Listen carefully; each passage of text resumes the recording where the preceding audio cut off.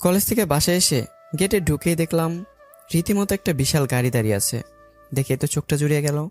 অবশেষে তাহলে আব্বু গাড়ি কিনেছে। কত যে বলিস একটা গাড়ি কিনতে। এখন একটু জমিদারি ভাব দেখানো যাবে। কলেজ গেলে মেয়েরা তো লাইন দিয়ে থাকবে রে। রাফি, তোর তো কপাল খুলে গেছে রে। এইবার প্রেম তোমাকে ধরা দিতেই হবে। এই গাড়ি করে প্রেমিকা নিয়ে ঘুরে বেড়াবো। একলাভে বাসার ভিতরে ঢুকে গেলাম। আম্মু কিচেনে মনে হচ্ছে। হ্যাঁ তাই তো। আম্মুকে পিছন থেকে বললাম, আম্মু গাড়িটা কিন্তু জোস। কে রে? আমি তোমার রাজপুত্র। রাজপুত্র না ঘোড়ার ডিম। এই যে ইজ্জত পেলাম না। হারামজাদা, গেলি এখান থেকে। খুন্তির বাড়ি দিয়ে গালের নকশা পাল্টে ফেলবো। ও মা, বলে কি? সাংঘাতিক রাগ হয়েছে দেখছি। কাহিনী কি?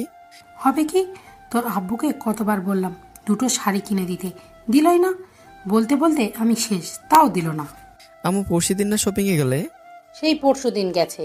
তাই তো, সেই পরশুদিন। আব্বুরই তো দোষ। যাই হোক, এখানে থাকা এখন বিপদের থেকে কম না। মুড ঠিক নেই, যখন তখন যা খুশি ঘটে যেতে পারে। সোজা রুমে চলে আসলাম। কবাত করে জামা কাপড় পাল্টে শো করে ফোনটা হাতে নিয়ে বউ করে গাড়ির কাছে চলে আসলাম। দেখলেই মনটা ভরে যায়। কি সুন্দর গাড়ি। চুমু খেতে ইচ্ছে করছে। যেই না একটু চুমু খাওয়া সেলফি তুলবো, অমনি কে যেন ফোনটা টাস করে কেড়ে নিল। রেগে বলে উঠলাম, এই কে রে? কোন হতচ্ছাড়ার কাজ এটা? তাকাতে টাসকি খেয়ে গেলাম। ওরে, কে রে এটা? পরিটরি নাকি? না, দিনের বেলা এসব করতে আসবে। চোখে সর্ষের ফুল দেখছে নাকি? আসলে এটা মাইয়া না, এটা মেয়ে তো। ও, বুঝতে পেরেছি। নতুন গাড়ি দেখে এখনই রমণীগণ আমার উপর লাড্ডু। ওরে রাফি রে রাফি, কি কপাল তোর। আমি কিছুটা ভাব নিয়ে গাড়িতে হেলান দিয়েই দাঁড়িয়ে গেলাম। অদ্রিতা কোমরে হাত দিয়ে আমার দিকে তাকালো। আমিও তাকিয়ে আছি। অদ্রিতা বলল, কি কি কি হচ্ছে এসব? দেখছে না কি হচ্ছে? এসব কি চলছে? পিক তোলা হচ্ছে। তুলবেন? আসেন তোলেন। নতুন গাড়ি কিনলাম, বুঝেছেন? ব্র্যান্ডেড। ব্র্যান্ডেড পিক তোলা হচ্ছে? ইয়েস। দেখি এদিকে আসো তো। কেন? পিক তুলবা না? ও হ্যাঁ, এই যে ঠাস করে তুলে ফেলুন। অবশ্যই, এই যে। আমি গালে হাত দিয়ে দাঁড়িয়ে আছি। কি হলো এটা? গালের হাড্ডিগুলো নড়াই দিছে রে। অদ্রিতা আমার হাতে ফোন দিয়ে বলল, সরবি নাকি আরো একটা দিব? আমি এক লাফে 10 হাত পেছনে চলে গেলাম। হাতটা গালে দিয়ে হতভাবে দাঁড়িয়ে আছি। সরবি নাকি আরো একটা দিব? অদ্রিতা গাড়িটা নিয়ে সামনের দিকে গেটে ঢুকে গেল। আমি ঠাস করে মাটিতে বসে পড়লাম। হায় হায়, কেউ দেখেনি তো? কি সাংঘাতিক পিক তুললো রে। গালটা ভারী ভারী লাগছে, মনে হচ্ছে ফুলে ঢোল হয়ে গেছে। কিন্তু মারলো কেন? মারলো সেটা বড় কথা না। বড় কথা হলো গাড়ি নিয়ে গেল কেন? ডাল মে কুছ কালা হ্যাঁ। কুছ কালা না, মনে হয় পুরোটাই কালা। আম্মু, আম্মু, আম্মু। আমার ডাক শুনে মা বেরিয়ে এলো। এসে দেখলো আমি ছোটদের মতো বসে আছি। দেখে তিনি বলল, হতচ্ছাড়া, কাপড় তুই কাচবি না আমি? কাপড়টা বড় কথা না, বড় কথা হলো গাড়ি। আমাদের গাড়ি নিয়ে গেল কেন? কিসের গাড়ি? ওইখানে না ছিল? ও, ওইটা ওইটা আমাদের না। কাদের? সামনের বাসার ভাবিদের। নতুন উঠেছে, মালপত্র এনে জায়গা ছিল না, তাই আমাদের এখানে রেখেছিল। কি অপমান! এদিকে আয় তো। কেন? আসবি তো। হ্যাঁ বলো কি? আমার জানি এটা কি হলো? বজ্জাতের রাজা, জামা কাপড় কেচে আমার দশা বেদশা হয়, আর তুই ছোটদের মতো মাটিতে বসে আছিস। যা, এগুলো পরিষ্কার কর, রান্না করে যেন এগুলো পরিষ্কার দেখি। আচ্ছা। মা চলে গেল। আমি দুই গালে হাত দিয়ে দাঁড়িয়ে আছি। কেউ এক বালতি সান্ত্বনা দে, না হলে কি একটু বিষ খা, আমি মরে যাই। ও মারে কি ব্যথা! মানিজ্জত বানের পানিতে ডুবে গেল। কেউ দেখার আগে ভেতরে যাই, না হলে গলায় দড়ি দেওয়া ছাড়া কোনো পথ থাকবে না। অদৃষ্ট গাড়ি পার্ক করে বাসায় চলে আসলো। ঘরে মোটামুটি সবকিছু সাজানো কমপ্লিট। সকাল থেকে কাজ চলছে। আম্মু, আম্মু। কি হলো? আব্বুকে ফোন করছো? হ্যাঁ, কবে আসবে? বললো তো 2 দিন লাগবে। ওখানে অফিসে নাকি কি কাজ বাকি আছে। সরকারি চাকরি এজন্য ভালো লাগে না, বছরে 100টা বাসা পাল্টাও। বাজে বকিস না তো, যা ফ্রেশ হয়ে নে। আর এখন কার ইউনিভার্সিটিতে গিয়েছিলি? ভর্তি হতে কি কি লাগে? আমি অনলাইন সব সাবমিট করেছি, শুধু কিছু কাগজ আছে, সেগুলো ভার্সিটিতে দিতে হবে। তাহলে কালকেই যা। একা একা চিনব কিভাবে? কিভাবে কি? আব্বু আসলো না। সময় তো নেই। হ্যাঁ, কালকেই দিতে হবে। আচ্ছা, আমি দেখছি, তুই ফ্রেশ হয়ে যা। আচ্ছা। আমি রুমে এসে খাটের উপর শুয়ে আছি। আজকে কার মুখ দেখে যে উঠেছিলাম, আরে গাড়ি, তোর জন্য আজকে মাইয়াদের হাতে ফেসে গেলাম। এই মুখ আমি কারে দেখাবো? মুখটা ফুলে মনে হয় ঢোল হয়ে আছে। যাই নিচে যাই, একটু বরফ লাগাতে হবে। টনটন করছে ব্যথায়। কি থাপ্পড়ের জোর রে! মায়া মানুষের হাতে এত জোর কেড়ে। এদিকে অদ্রিতা ফ্রেশ হয়ে ব্যালকনিতে বসলো, সাথে কফি নিয়ে, আর একটা হাতে বই নিয়ে বসে আছে। চুলগুলো বাতাসে খোলা, চারদিকে উঠছে, বারবার মুখের উপর এসে পড়ছে। অদ্রিতা সামিহাকে কল করলো। সামিহা অদ্রিতার ফোন পেয়ে অনেকটা খুশি হলো। বেস্ট ফ্রেন্ড বলে কথা। কি রে, এতক্ষণে মনে পড়লো? আর বলিস না, বাসা গোছানো নিয়ে অনেক ঝামেলায় ছিলাম, তাই সময় পাইনি। তো ওখানে ভার্সিটিতে ভর্তি হলি? না, কালকে সব কিছু জমা দিব। তুই চলে গেলি, মনটা একদম ভালো নেই। কার সঙ্গে এখন আড্ডা দেব? আরে মন খারাপ করিস না, আব্বুর বদলি না হলে তো আমারও আসার কোনো দরকার ছিল না। আচ্ছা, তোকে রাতে কল দেব। ঠিক আছে। আচ্ছা। এদিকে আমি বরফ নিয়ে মুখে হাত দিয়ে ছাদে চলে আসলাম। কেউ দেখে ফেললে তো সমস্যা। ছাদে এসে দোলনায় বসে আস্তে আস্তে বরফ লাগাতে লাগলাম। কি ভালো লাগছে এখন। থাপ্পড় দিয়ে একদম পুরো গাল দুটো নরম করে ফেলেছে। কি দেমাগ রে বাবা, আর ওই সামনে পড়া যাবে না, অবস্থা খারাপ করে ছাড়বে। সে মনে মনে বলল, আন্টি ছেলেটা তো অনেক বদরামো করে, কোষে একটা চট দিছি না, এরপর থেকে কথা বলার সময় 10 বার ভাববে।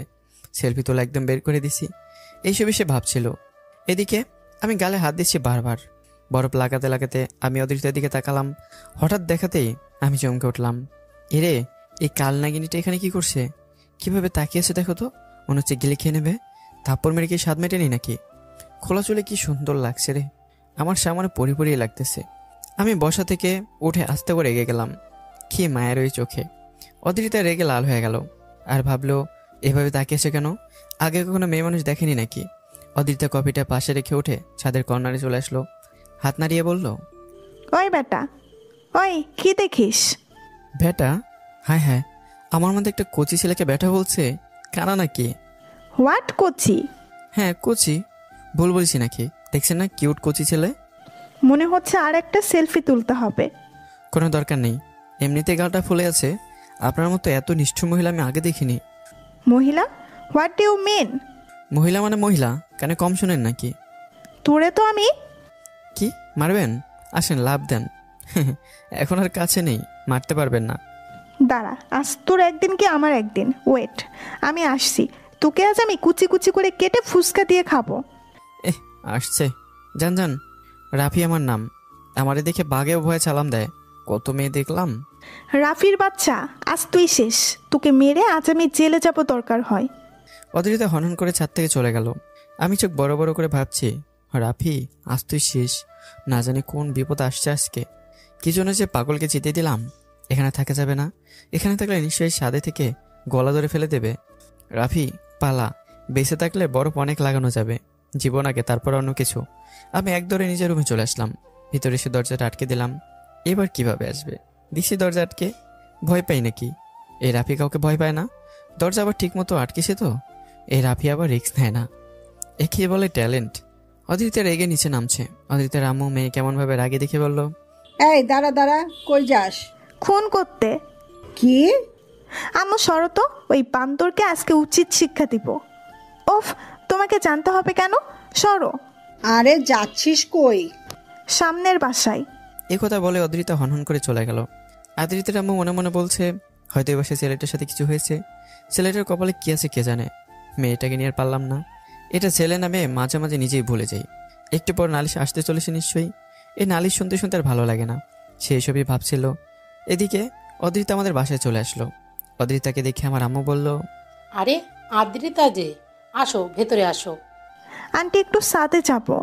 হ্যাঁ অবশ্যই, যাও ওপরে যাও। আচ্ছা। অদ্রিতা উপরে চলে আসলো। উপরে সে চারদিকে আমাকে খুঁজতে লাগলো, কিন্তু কোথাও পেল না। ভাবছে যে কোথায় গেল, পালিয়েছে নাকি। খুঁজে না পেয়ে অদ্রিতার রাগ আরও বেড়ে গেল। অদ্রিতা আবার নিচে চলে আসলো। আন্টি। হ্যাঁ মা বলো। রাফি কই? ও রাপিকে খুঁজছো? হ্যাঁ, কই ও? দেখো ছাদে আছে হয়তো। নেই তো। তাহলে রুমে আছে, ওপরে যে বাম সাইডের রুমটা। ওকে। অদ্রিতা উপরে চলে আসলো।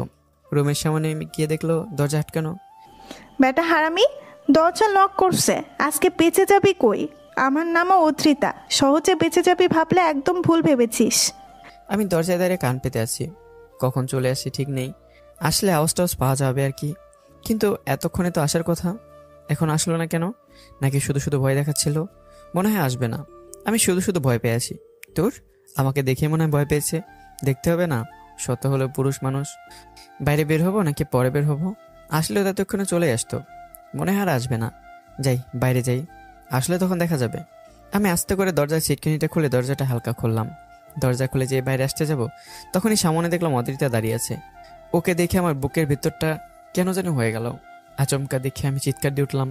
অদ্রিতা রেগে লাল হয়ে আছে। আমি একটা মুচকে হাসি দিলাম, তারপর বললাম, সরি, ভুল টাইমিং। অসময়ে দরজা খোলার জন্য সত্যিই দুঃখিত। এই যে দরজা আবার আটকে দিচ্ছি, আপনি একদমই টেনশন করবেন না। এই বলে আমি জলদি করে দরজাটা আটকে দিতে লাগলাম, কিন্তু অদ্রিতা সুযোগ বুঝে দরজা একটা ধাক্কা দিল। আমি আর অদ্রিতা দুজনেই দরজা ধাক্কা ধাক্কিতে লেগে যায়।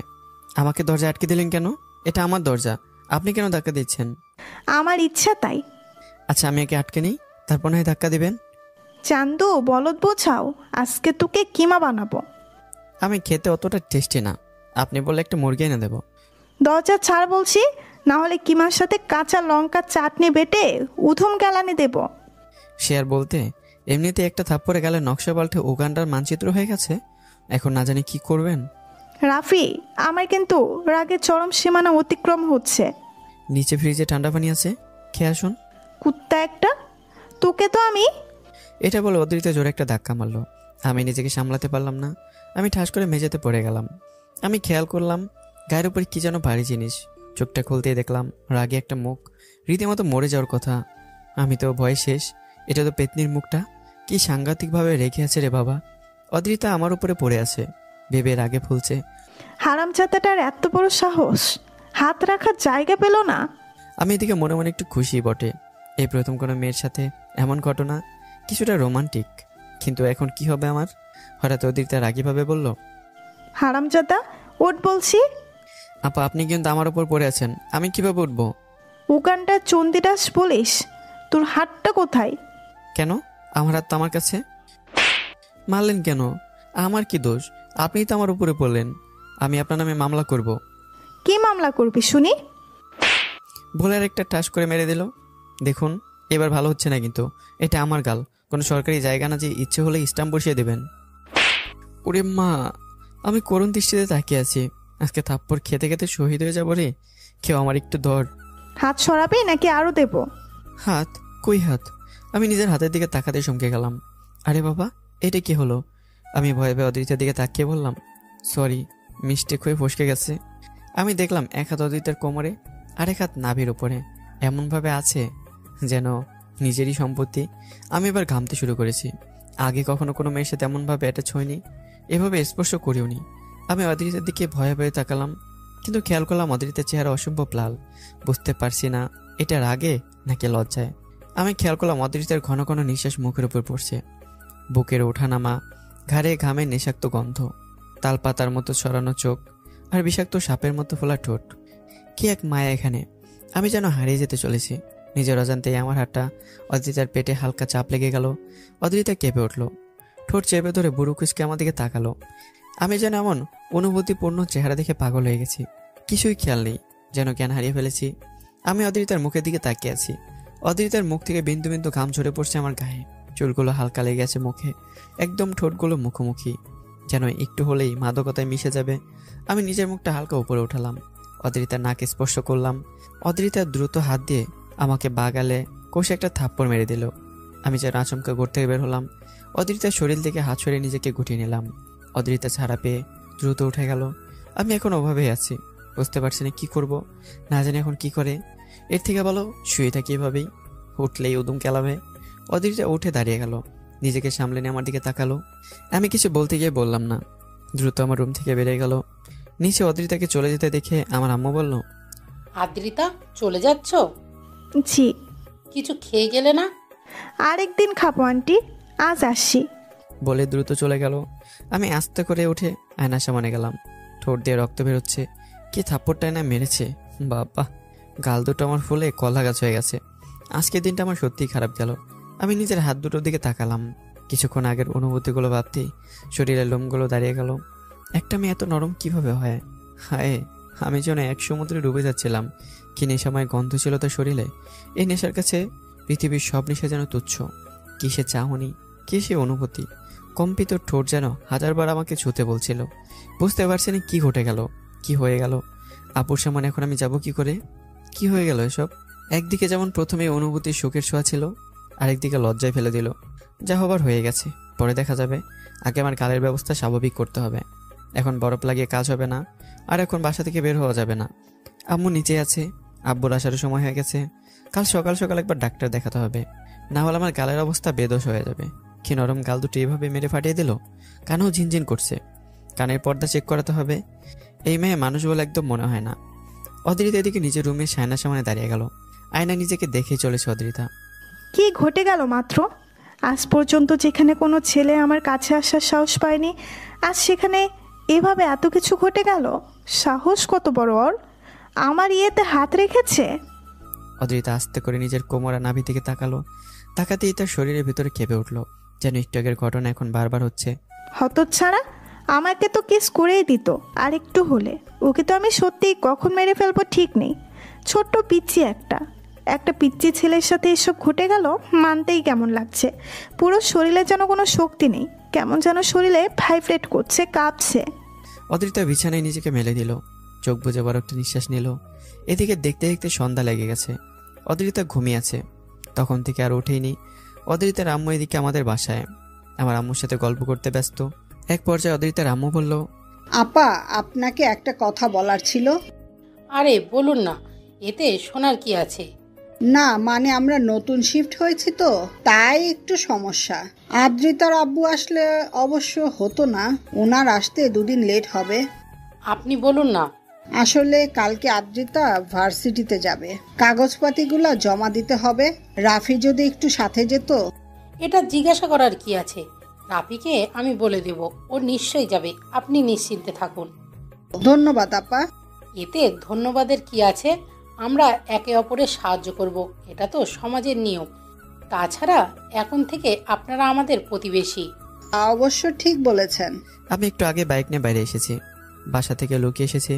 আব্বু আবার এই সময় আসা একদমই পছন্দ করে না। আমি বন্ধুদের সাথে বসে আছি, দুইজনে আমার বেস্ট ফ্রেন্ড, আকাশ আর নাবিদ। আমি সেই হেলমেট পরে আছি, এখনও খুলিনি। ওরা দেখলে হাসাহাসি করবে। নাবিদ বলে বসলো, কি রে, কি হয়েছে? হেলমেট খোল। তখন থেকে এটা পরে আছিস। এটা খোলা যাবে না, কেউ দেখলে পাশে বলে দেবে। জানিস না বাসা থেকে এই সময় বের হতে দেয় না। তাই বলে এটা পরে থাকবি? আজব না। আজও বলেও কিছু করার নেই, ইজ্জতের ব্যাপার। কিসের ব্যাপার? কিছু না। তো আকাশের বোনের বিয়ে কবে রে? একটু আনন্দ উৎসব এসব না করলে হয়? সামনে মাসের প্রথম সপ্তাহে। দেখবো কত আনন্দ করতে পারিস তোরা। বলেই তো খালাস, কলেজের সময় কচু। দেখবি এবার আপুর বিয়েতে সেই মজা করব, নিজে ফাটিয়ে দেব। কি বলিস রাফি? একদম, দেখিয়ে দেবে এবার। এর মাঝে আমার ফোন বেজে উঠলো। বাসা থেকে ফোন করেছে। আমি ফোনটা দেখে না ধরে আবার পকেটে রেখে দিলাম। কি রে, কে ফোন করছে? বাসা থেকে। থাকতে হলে তোরা আজকে আসি, কালকে কলেজে দেখা হবে। আচ্ছা যা। আমি বাইকটা নিয়ে সোজা বাসায় চলে আসলাম। ভেতরে ঢুকতে আব্বু বলল, রাফি, হ্যাঁ আব্বু। কোথায় গিয়েছিলে এখন? এই তো নাবিদরা আসছিল, দেখা করে আসলাম আর কি। কতবার বলেছি এই সময় বাইরে বের হবে না। রাস্তাঘাটে এখন রাতের বেলা পরিস্থিতি ভালো না। এখানেই ছিলাম, কোথাও যাইনি তো। হেলমেট পরে আসো কেন? ও ভুলে গেছি, রুমে গিয়ে খুলে ফেলবো। নিজের দিকে একটু খেয়াল করো, কোনো দিকে খেয়াল থাকে না। যাও ফ্রেশ হয়ে আসো। আচ্ছা। আমি কোনো মতো রুমে চলে আসলাম। বাহ, আজকের মতো বেঁচে গেছি। আব্বু একটু কড়া টাইপের, ভাগ্য ভালো ধরা পড়িনি, না হলে আজকে কি হতো কে জানে। হেলমেটটা খুলে আমি বিছানায় বসে বললাম, গালটা ব্যথা করছে খুব। এই গালের উপর দিয়ে আজকে বিশাল ঘূর্ণিঝড় চলেছে, ঠিক থাকার কথাও না। অন্যদিকে অদ্রিতা এখনও ঘুমিয়ে আছে। তার আম্মু সে অনেকবার ডেকে গেছে, কিন্তু ওঠেনি এখনো। হঠাৎ অদ্রিতা ঘুম থেকে এক লাফে উঠে গেল, চোখ বড় বড় করে খাটের উপরে বসে আছে। কি স্বপ্নটাই না দেখলাম। উফ, ঘটনাগুলো এখন স্বপ্নেও আসা শুরু করেছে। না, আর সহ্য করা যাচ্ছে না, ভুলতেই পারছি না। সব দোষ ওই হতচ্ছাড়া পণ্য প্ল্যানেটার। কেন যে আমি যেতে গেলাম আর এসব হলো। কি করব এখন? ধ্যাত, ভালো লাগে না। দেখতে দেখতে সকাল হয়ে গেল। অদ্রিতা ভোরে উঠে গেছে। ভার্সিটি যেতে হবে আজ, তাই আগে থেকে একটু রেডি না হলে কি হয়? একটুবার অদ্রিতার আম্মু এসে বলল, কি রে, এত সকালে উঠে গেলি যে? আজকে ভার্সিটিতে যাব তো তাই। ও শোন, যাওয়ার সময় রাফিকে সঙ্গে করে নিস।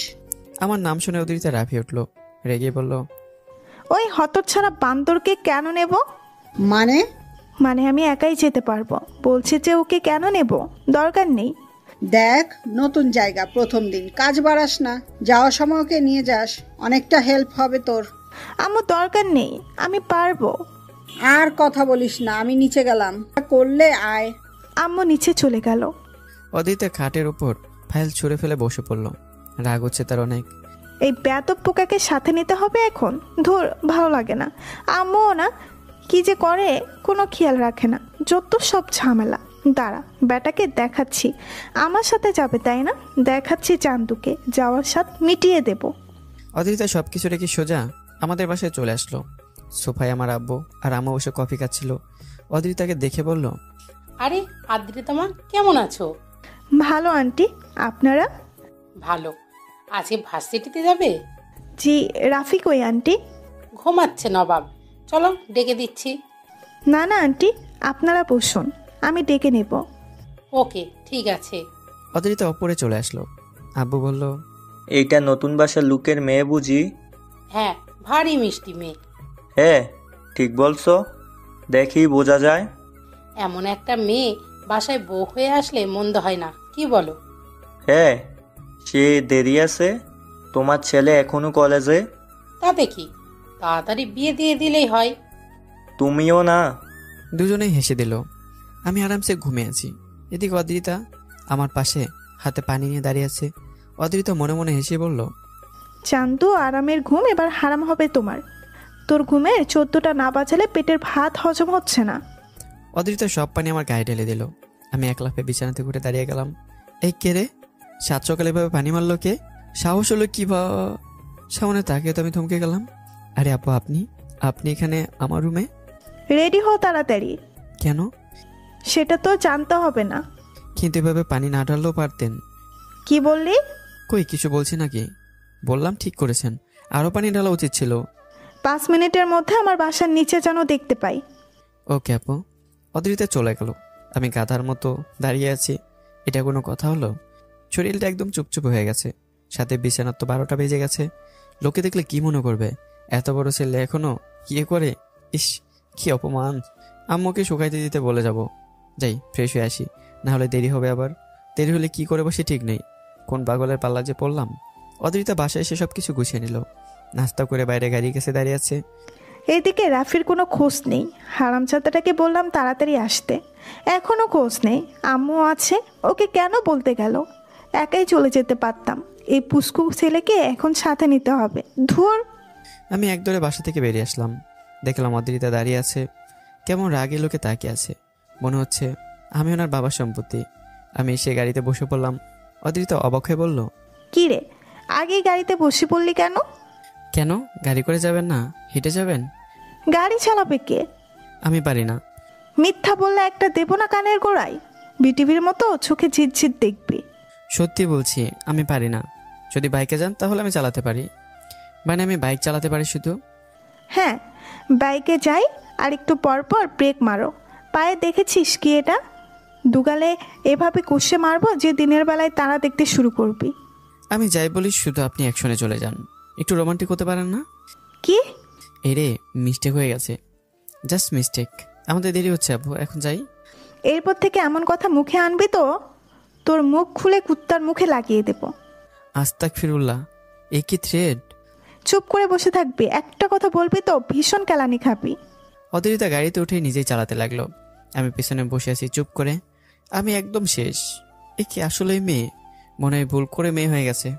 একটু কথা রসকস কিচ্ছুই নেই। একে বিয়ে করবে খেরে? বেটা তো অকালে গলায় দড়ি ঝুলাবে দেখছি। কোথায় নিয়ে যাচ্ছে কে জানে। ইসরে, হেলমেটটা আনতে ভুলে গেলাম। কখন থাপ্পড়ের বৃষ্টি শুরু হয় বলা মুশকিল। নিয়ে আসলে গাল দুটো রক্ষা পেত। একটু পর গাড়ি একটা ভার্সিটির গেটে এসে থামলো। আমি বাইরে দেখি তো অবাক। ভার্সিটিতে মনে হয় ভর্তি হতে এসেছে। তো আমাকে কেন আনলো? যাক, একদিক থেকে ভালো হয়েছে। চারদিকে শুধু রমণীর খেলা, দেখলেই চোখ জুড়িয়ে যায়। যাকে দেখি তাকে ভালো লাগে। কি ফিনিশিং মাইরি! এই সিনিয়র আপুগুলো এত সুন্দরী হয় কেন রে? দেখলে মনে হয় প্রেমে পড়ি। আমার আবার বিশাল বড় মন। শত শত মেয়ের ভালোবাসা এখানে অনায়াসে থাকতে পারবে। অদ্রিতা দেখলো আমি বাইরের দিকে তাকিয়ে মিটে মিটে হাসছি। এই বাদরের আবার কি হলো? মনে হচ্ছে কষে একটাতেই। অদ্রিতা রেগে বলল, ওই ফুটপাতের ফুচকা কানে কথা যাচ্ছে না? ও হ্যাঁ, এই তো আপু, কিন্তু এটা আবার কেমন নাম? তোকে কিছু ইউনিক নাম দিচ্ছি আর কি। এটা নাম তো তো কিছুই না, আপনি যখন দিয়েছেন অবশ্যই নাম, খুব সুন্দর নাম। চল এখন। আমি পিছন পিছন যেতে লাগলাম। অদ্রিতা অনেকক্ষণ ধরে কি যেন খুঁজেই চলেছে, একবার এখান থেকে ওইখানে, আবার ওখান থেকে এখানে।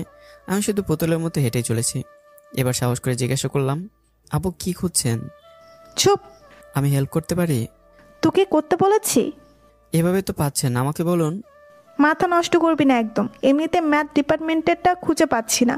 ধর, ভাল লাগে না। এই কথা আগে বলবেন না। আগে বললে কি হতো? আগে বললে তো ওখানে পেয়ে যেতাম। ওয়েট, আমি কাউকে জিজ্ঞাসা করছি। আচ্ছা কর। অদ্রিতা ওখানে বেঞ্চে বসে পড়লো। আমি একটু দূরে গিয়ে একটা ভাইয়ের কাছে শুনলাম, সাথে সাথে দেখিয়ে দিল। আমি ধন্যবাদ জানিয়ে চলে আসলাম। এসে বললাম, দেখছেন বলছিলাম না, পেয়ে গেলাম তো। পেয়েছিস? হ্যাঁ, 3 তলার বাপাসে। আগে বলবি না? এতক্ষণ হাঁটতে হাঁটতে পা ব্যথা করছে। যাক বাবা, সব কিছুতে আমার দোষ। আপনি তো কিছু বলছিলেন না। চুপ। এখন আবার মুখে মুখে কথা। চল এখন। চলুন। প্রায় 30 মিনিট পর সব কিছু কমপ্লিট হয়ে গেল।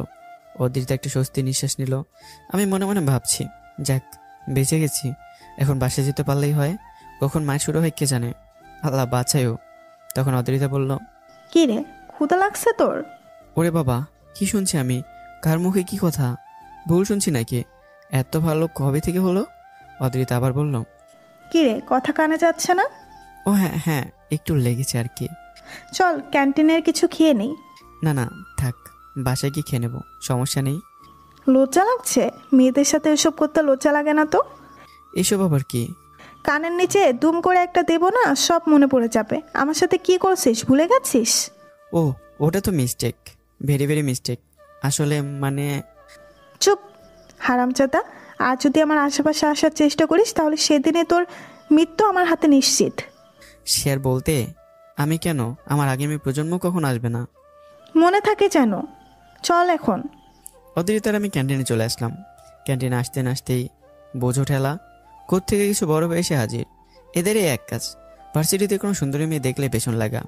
ওরে ভাই বলি, তোর একটু জেনে শুনে পেছনে লাগতে তো পারিস। বেচারা ভাইগুলো আজকে কি অবস্থা হবে তাও ভাবতে পারছিস না। ভাবতে মায়া লাগছে। এটা তো মেয়ে না রে, এটা জলজান্ত বাঘ রে বাঘ, দৌড়বে আর গাড় মটকাবে। বড় ভাইরা এসেই আমাদের সামনে দাঁড়িয়ে গেল। ক্যান্টিনে সবাই আমাদের দিকে তাকিয়ে আছে, না জানি এখানে কি খেলা চলছে। আমি তবুজ বালকের মতো দাঁড়িয়ে আছি। ওদেরকে দেখে অদ্রিতা বলল, কিছু বলবেন আপনারা? হ্যাঁ, বলতেই তো আসছি, ভার্সিটিটা নতুন। হ্যাঁ, কেন? তাই তো বলি, এর আগে দেখিনি। সো সো নাম্বারটা দিলে ভালো হয়। নাম্বার? হ্যাঁ, মাঝে মাঝে খোঁজ খবর নিতাম আর কি। আমি দেখলাম অদ্রিতার মুখ টকটকে লাল হয়ে গেছে, রাগে কাঁপছে মনে হচ্ছে। ইসরে বেচারারা, এবার আর কেউ তোদের বাঁচাতে পারলো না। পাশে দাঁড়িয়ে আছি, মনে হচ্ছে আগুন বেরোচ্ছে শরীর থেকে। অদ্রিতা রেগে বলল, নাম্বার লাগবে? হ্যাঁ সুন্দরী। ওরে মা! ক্যান্টিনে সবাই অবাক, সাথে আমিও। এটা কি হলো? মারার কথা কার আর মারলো কাকে? আমি গালে হাত দিয়ে করুণ চোখে তাকিয়েছি। থাপ্পড়টা এত জোরে মেরেছে যে ঠোঁট কেটে গেছে। হেলমেট কেন আনলাম না রে? কি এক বিপদে পড়লাম রে ভাই। যখন তখন যার তারা আমার উপর দিয়ে ছাড়বে। এদিকে সামনের ভাইগুলো এই অবস্থা দেখে রীতিমতো টাসকে খেয়েছে, মুখে কোনো কথাই নেই। তখন অদ্রিতা বলল, নাম্বার লাগবে তাই না? কয়টা নাম্বার লাগবে? বলে আরেকটা থাপ্পড় কষে দিল। আমি রীতিমতো জ্ঞান হারানোর অবস্থা। 2 গাল ধরে পাশে থাকা চেয়ারে টপ করে বসে পড়লাম। অদ্রিতা রেগে লাল হয়ে আছে। ভাইগুলো অবস্থা খারাপ দেখে কেটে বলল, যেন ভূত দেখে ফেলেছে। অদ্রিতা পেছন থেকে ডাক দিয়ে বলল, ভাইয়া নাম্বার নেবেন না? এখনো তো নাম্বার দেইনি। চলে যাচ্ছেন যে? চলে যাবে না তো বসে বসে আমার মরার জন্য অপেক্ষা করবে? কালকে এমনিতে গেলে 12টা বেজে গেছিল, আজকে তো আমি শেষ। এই মেয়ে থাপ্পড়ের থিওরি নিয়ে বসে থাকে নাকি? নাকি থাপ্পড়ের জন্য আমার গালটাই চোখে পড়ে? অদ্রিতা রাগি চোখে আমার দিকে তাকালো, দেখলো আমি গালে হাত দিয়ে বসে আছি, ঠোঁট কেটে রক্ত পড়ছে। আমি অদ্রিতার দিকে তাকিয়ে আছি, কিছুই বলছি না। অদ্রিতা রাগে লুকিয়ে তাকিয়ে আছে, যেন আমাকে দেখে আরো রাগ হচ্ছে। আমি কিছুই বুঝে উঠতে পারছি না, এ মেয়ে আবার মারবে নাকি? এখন শুধু কান্না করা বাকি আছে। এই জুতের ফালুদা তো বেজেই গেছে। অদ্রিতা আমাকে টানতে টানতে বাইরে গাড়ির কাছে নিয়ে আসলো। আমি কোনো কথা বলছি না, অদ্রিতাও কোনো কথা বলছে না। কোথায় যাচ্ছে কে জানে। আমি জিজ্ঞাসা করে সাহসও পাচ্ছি না। রেগে আছে এখন অদ্রিতা। আমার ঠোঁট কেটে রক্ত পড়ছে। অদ্রিতা গাড়ি দ্রুত গতিতে চালাচ্ছে। আমি গাল রেখে এবার সিট বেল্ট ভালো করে লাগালাম, পাশে শক্তভাবে ধরে বসলাম। এবার তো জীবনে টানাটানি শুরু হয়ে গেল। আমি এবার বলে উঠলাম, আপু একটু আস্তে চালান না প্লিজ। কেন, তোর ভয় করছে? এভাবে রাগী সুরে বলার কি আছে? কিভাবে বলবো? অদ্রিতার চোখ দেখে আমার গলা শুকিয়ে গেছে। না ঠিক আছে ঠিক আছে, আস্তেই তো চলছে গাড়ি। মনে হয় আশেপাশের গাড়িগুলো জোরে চলছে। তারপরকে চোখে একটু বেশি দেখছি। চালান, আপনি চালান। চুপ করে বসে থাক, না হলে এবার গাড়ি মেরে দেবো কিন্তু। ওকে ওকে চুপ। আমি কেন? আমার 14 গোষ্ঠীর কথা বলবে না কখনো। আপনি কোনো চিন্তা করবেন না। আমি চুপ করে বসে আছি। বাবারে বাবা, এটা কি মেয়ে নাকি জম? কি দিয়ে বানিয়েছে কে? কথায় কথায় রেগে যায়। প্রথমে ভেবেছিলাম একটু রোমান্টিক হবে, রোমান্টিকের কাছেও তো নেই। একবার খেলে বাসায় যাই, তারপর আশেপাশে থাকবো না। দরকার হলে অন্য কোথাও চলে যাব। এই সাথে থাকা আর আজরাইলের সাথে থাকা একই কথা। অদ্রিতা কোনো দিকে খেয়াল না করে সোজা গাড়ি চালাচ্ছে। পাশে একবার আমার দিকে তাকালো। বেচারা চুপ করে বসে আছে, গাধা একটা। ছেলেগুলো আমার কাছে এসে আমাকে বিরক্ত করছে, আর উনি আরামসে দাঁড়িয়ে দাঁড়িয়ে দেখছে, কিছুই বলছে না। একটা মেয়েকে প্রোটেক্ট করতে পারে না। মনে হচ্ছে আরেকটা বসিয়ে দেই গালে। না থাক, এমনিতেই গালটা ফুলে গেছে। আগে হসপিটালে নিয়ে যাই, তারপর দেখা যাবে। কেন যেন আমার রাগটা কন্ট্রোল করতে পারি না। এত মার খায় আমার হাতে, তবুও পটর পটর করতে থামে না। একটু পর হাসপাতালে চলে আসলাম। আমি গাড়ি থেকে নেমে অবাক, এ আবার এখানে নিয়ে আসলো কেন? এখানে কেউ আছে নাকি? নাকি আমাকে মেরে এখানে ভর্তি করার প্ল্যান করেছে? আমি অদ্রিতার দিকে তাকালাম। এভাবে কি দেখছিস? আমাকে আগে দেখিসনি? না কিছু না। এখানে কেন? ভেতরে চল, তাহলেই বুঝবি। অদ্রিতা আগে আগে আর আমি পিছন পিছন যেতে লাগলাম। ভেতরে ঢুকে দুজনে একটা ডাক্তারের কাছে গেলাম। অদ্রিতা একটা মহিলা ডাক্তারের কাছে নিয়ে গেল আমাকে। ডক্টর বলল, বসুন আপনারা, কি সমস্যা? ডাক্তার, এই যে এর সমস্যা, একটু গালটা চেক আপ করুন তো। ও ওকে, দেখি এইদিকে এসে বসুন তো। আমি উঠোনের সামনে বসে পড়লাম।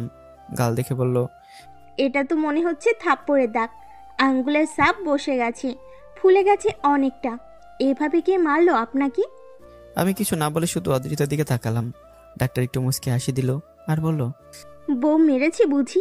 ম্যাম, আপনার হাজবেন্ড দেখতে কিউট আছে, এভাবে মারার কি দরকার? কথাটা শুনে আমি চোখ বড় বড় করে তাকিয়ে আছি। অদ্রিতা কিছুটা অপ্রস্তুত হয়ে বলল, না না, আপনি ভুল ভাবছেন। আচ্ছা বুঝেছি, আপনি মারেননি, বাসা থেকে কেউ মেরেছে। যাই বলেন, আপনার হাজবেন্ড অনেক ধৈর্যশীল মানুষ। আরে, এ আমার হাজবেন্ড না। ও সরি, আমি ভেবেছিলাম হাজবেন্ড। আপনার তাহলে এখনো বিয়ে করেননি? আমি কেন বিয়ে করব ওকে? ঝগড়া হয়েছে বুঝি দুজনের? রিলেশনে এমনটা হয়, তবে আপনি ওনাকে এতটা কেয়ার করেন, এটা অনেক গুরুত্বপূর্ণ। আমি কথাগুলো শুনে মনে মনে হাসছি। ভাবছি, একে কেয়ার বলে নাকি ফায়ার বলে? একটু সাথে থাকলে বুঝতেন। এর ভিতরে মায়া বলতে কিছুই নেই।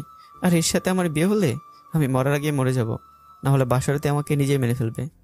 একটু পর ডাক্তার বলল, নিন, আমি আপনার প্রেমিকের সব কিছু চেক আপ করে দিয়েছি। এখানে কিছু ওষুধ লিখে দিয়েছি, এগুলো সময় মতো দেবেন ওনাকে। আর এখানে আর আঘাত হতে দেবেন না, না হলে পরে বেশি বিপদ হতে পারে। ওকে ডাক্তার, ধন্যবাদ আপনাকে। আমরা আসি। হ্যাঁ আসুন। বাইরে এসে অদ্রিতা আমাকে বলল, তখন ওভাবে হাসছিলি কেন? কখন? ওই যে ডাক্তার ওই কথাগুলো বলছিল আর তুই হাসছিলি। মনে হচ্ছে আমি কিছু বুঝি না, তাই না? আপনি ভুল বুঝছেন। আমি তো ভাবছিলাম ডাক্তারের মাথা খারাপ হয়ে গেছে। কেন? না মানে, আমার আপনার ওসব তো কখনো সম্ভব না। উনি সেটা বুঝতে পারেনি। বাবা, আমি অকালে মরতে চাই না। কি? এ কথার মানে কি? না না কিছু না। কি থেকে কি বলি, আপনি সব কিছু কানে নিন না। চলেন বাসায় যাই। উল্টাপাল্টা কিছু বলবি না একদম, উদম গেলাবো। আপনি মেয়ে? কেন, সন্দেহ আছে? একদমই না, তবে মাঝে মাঝে একটু হয়। কেন? জানি না। চলুন এখন বাসায় যাব। আমি দ্রুত গাড়িতে উঠে বসলাম। বেশি কথা বাড়ালে এখন আমার হসপিটাল থেকে আর ফেরা হবে না, এখানে ভর্তি হতে হবে। অদ্রিতা আমার দিকে একবার আর চোখে তাকিয়ে গাড়ি চালাতে লাগলো। পথে আমি আর কোনো কথা বললাম না, সোজা বাসায় চলে আসলাম। আমি ভেতরে উকি মেরে সোজা নিজের রুমে চলে গেলাম।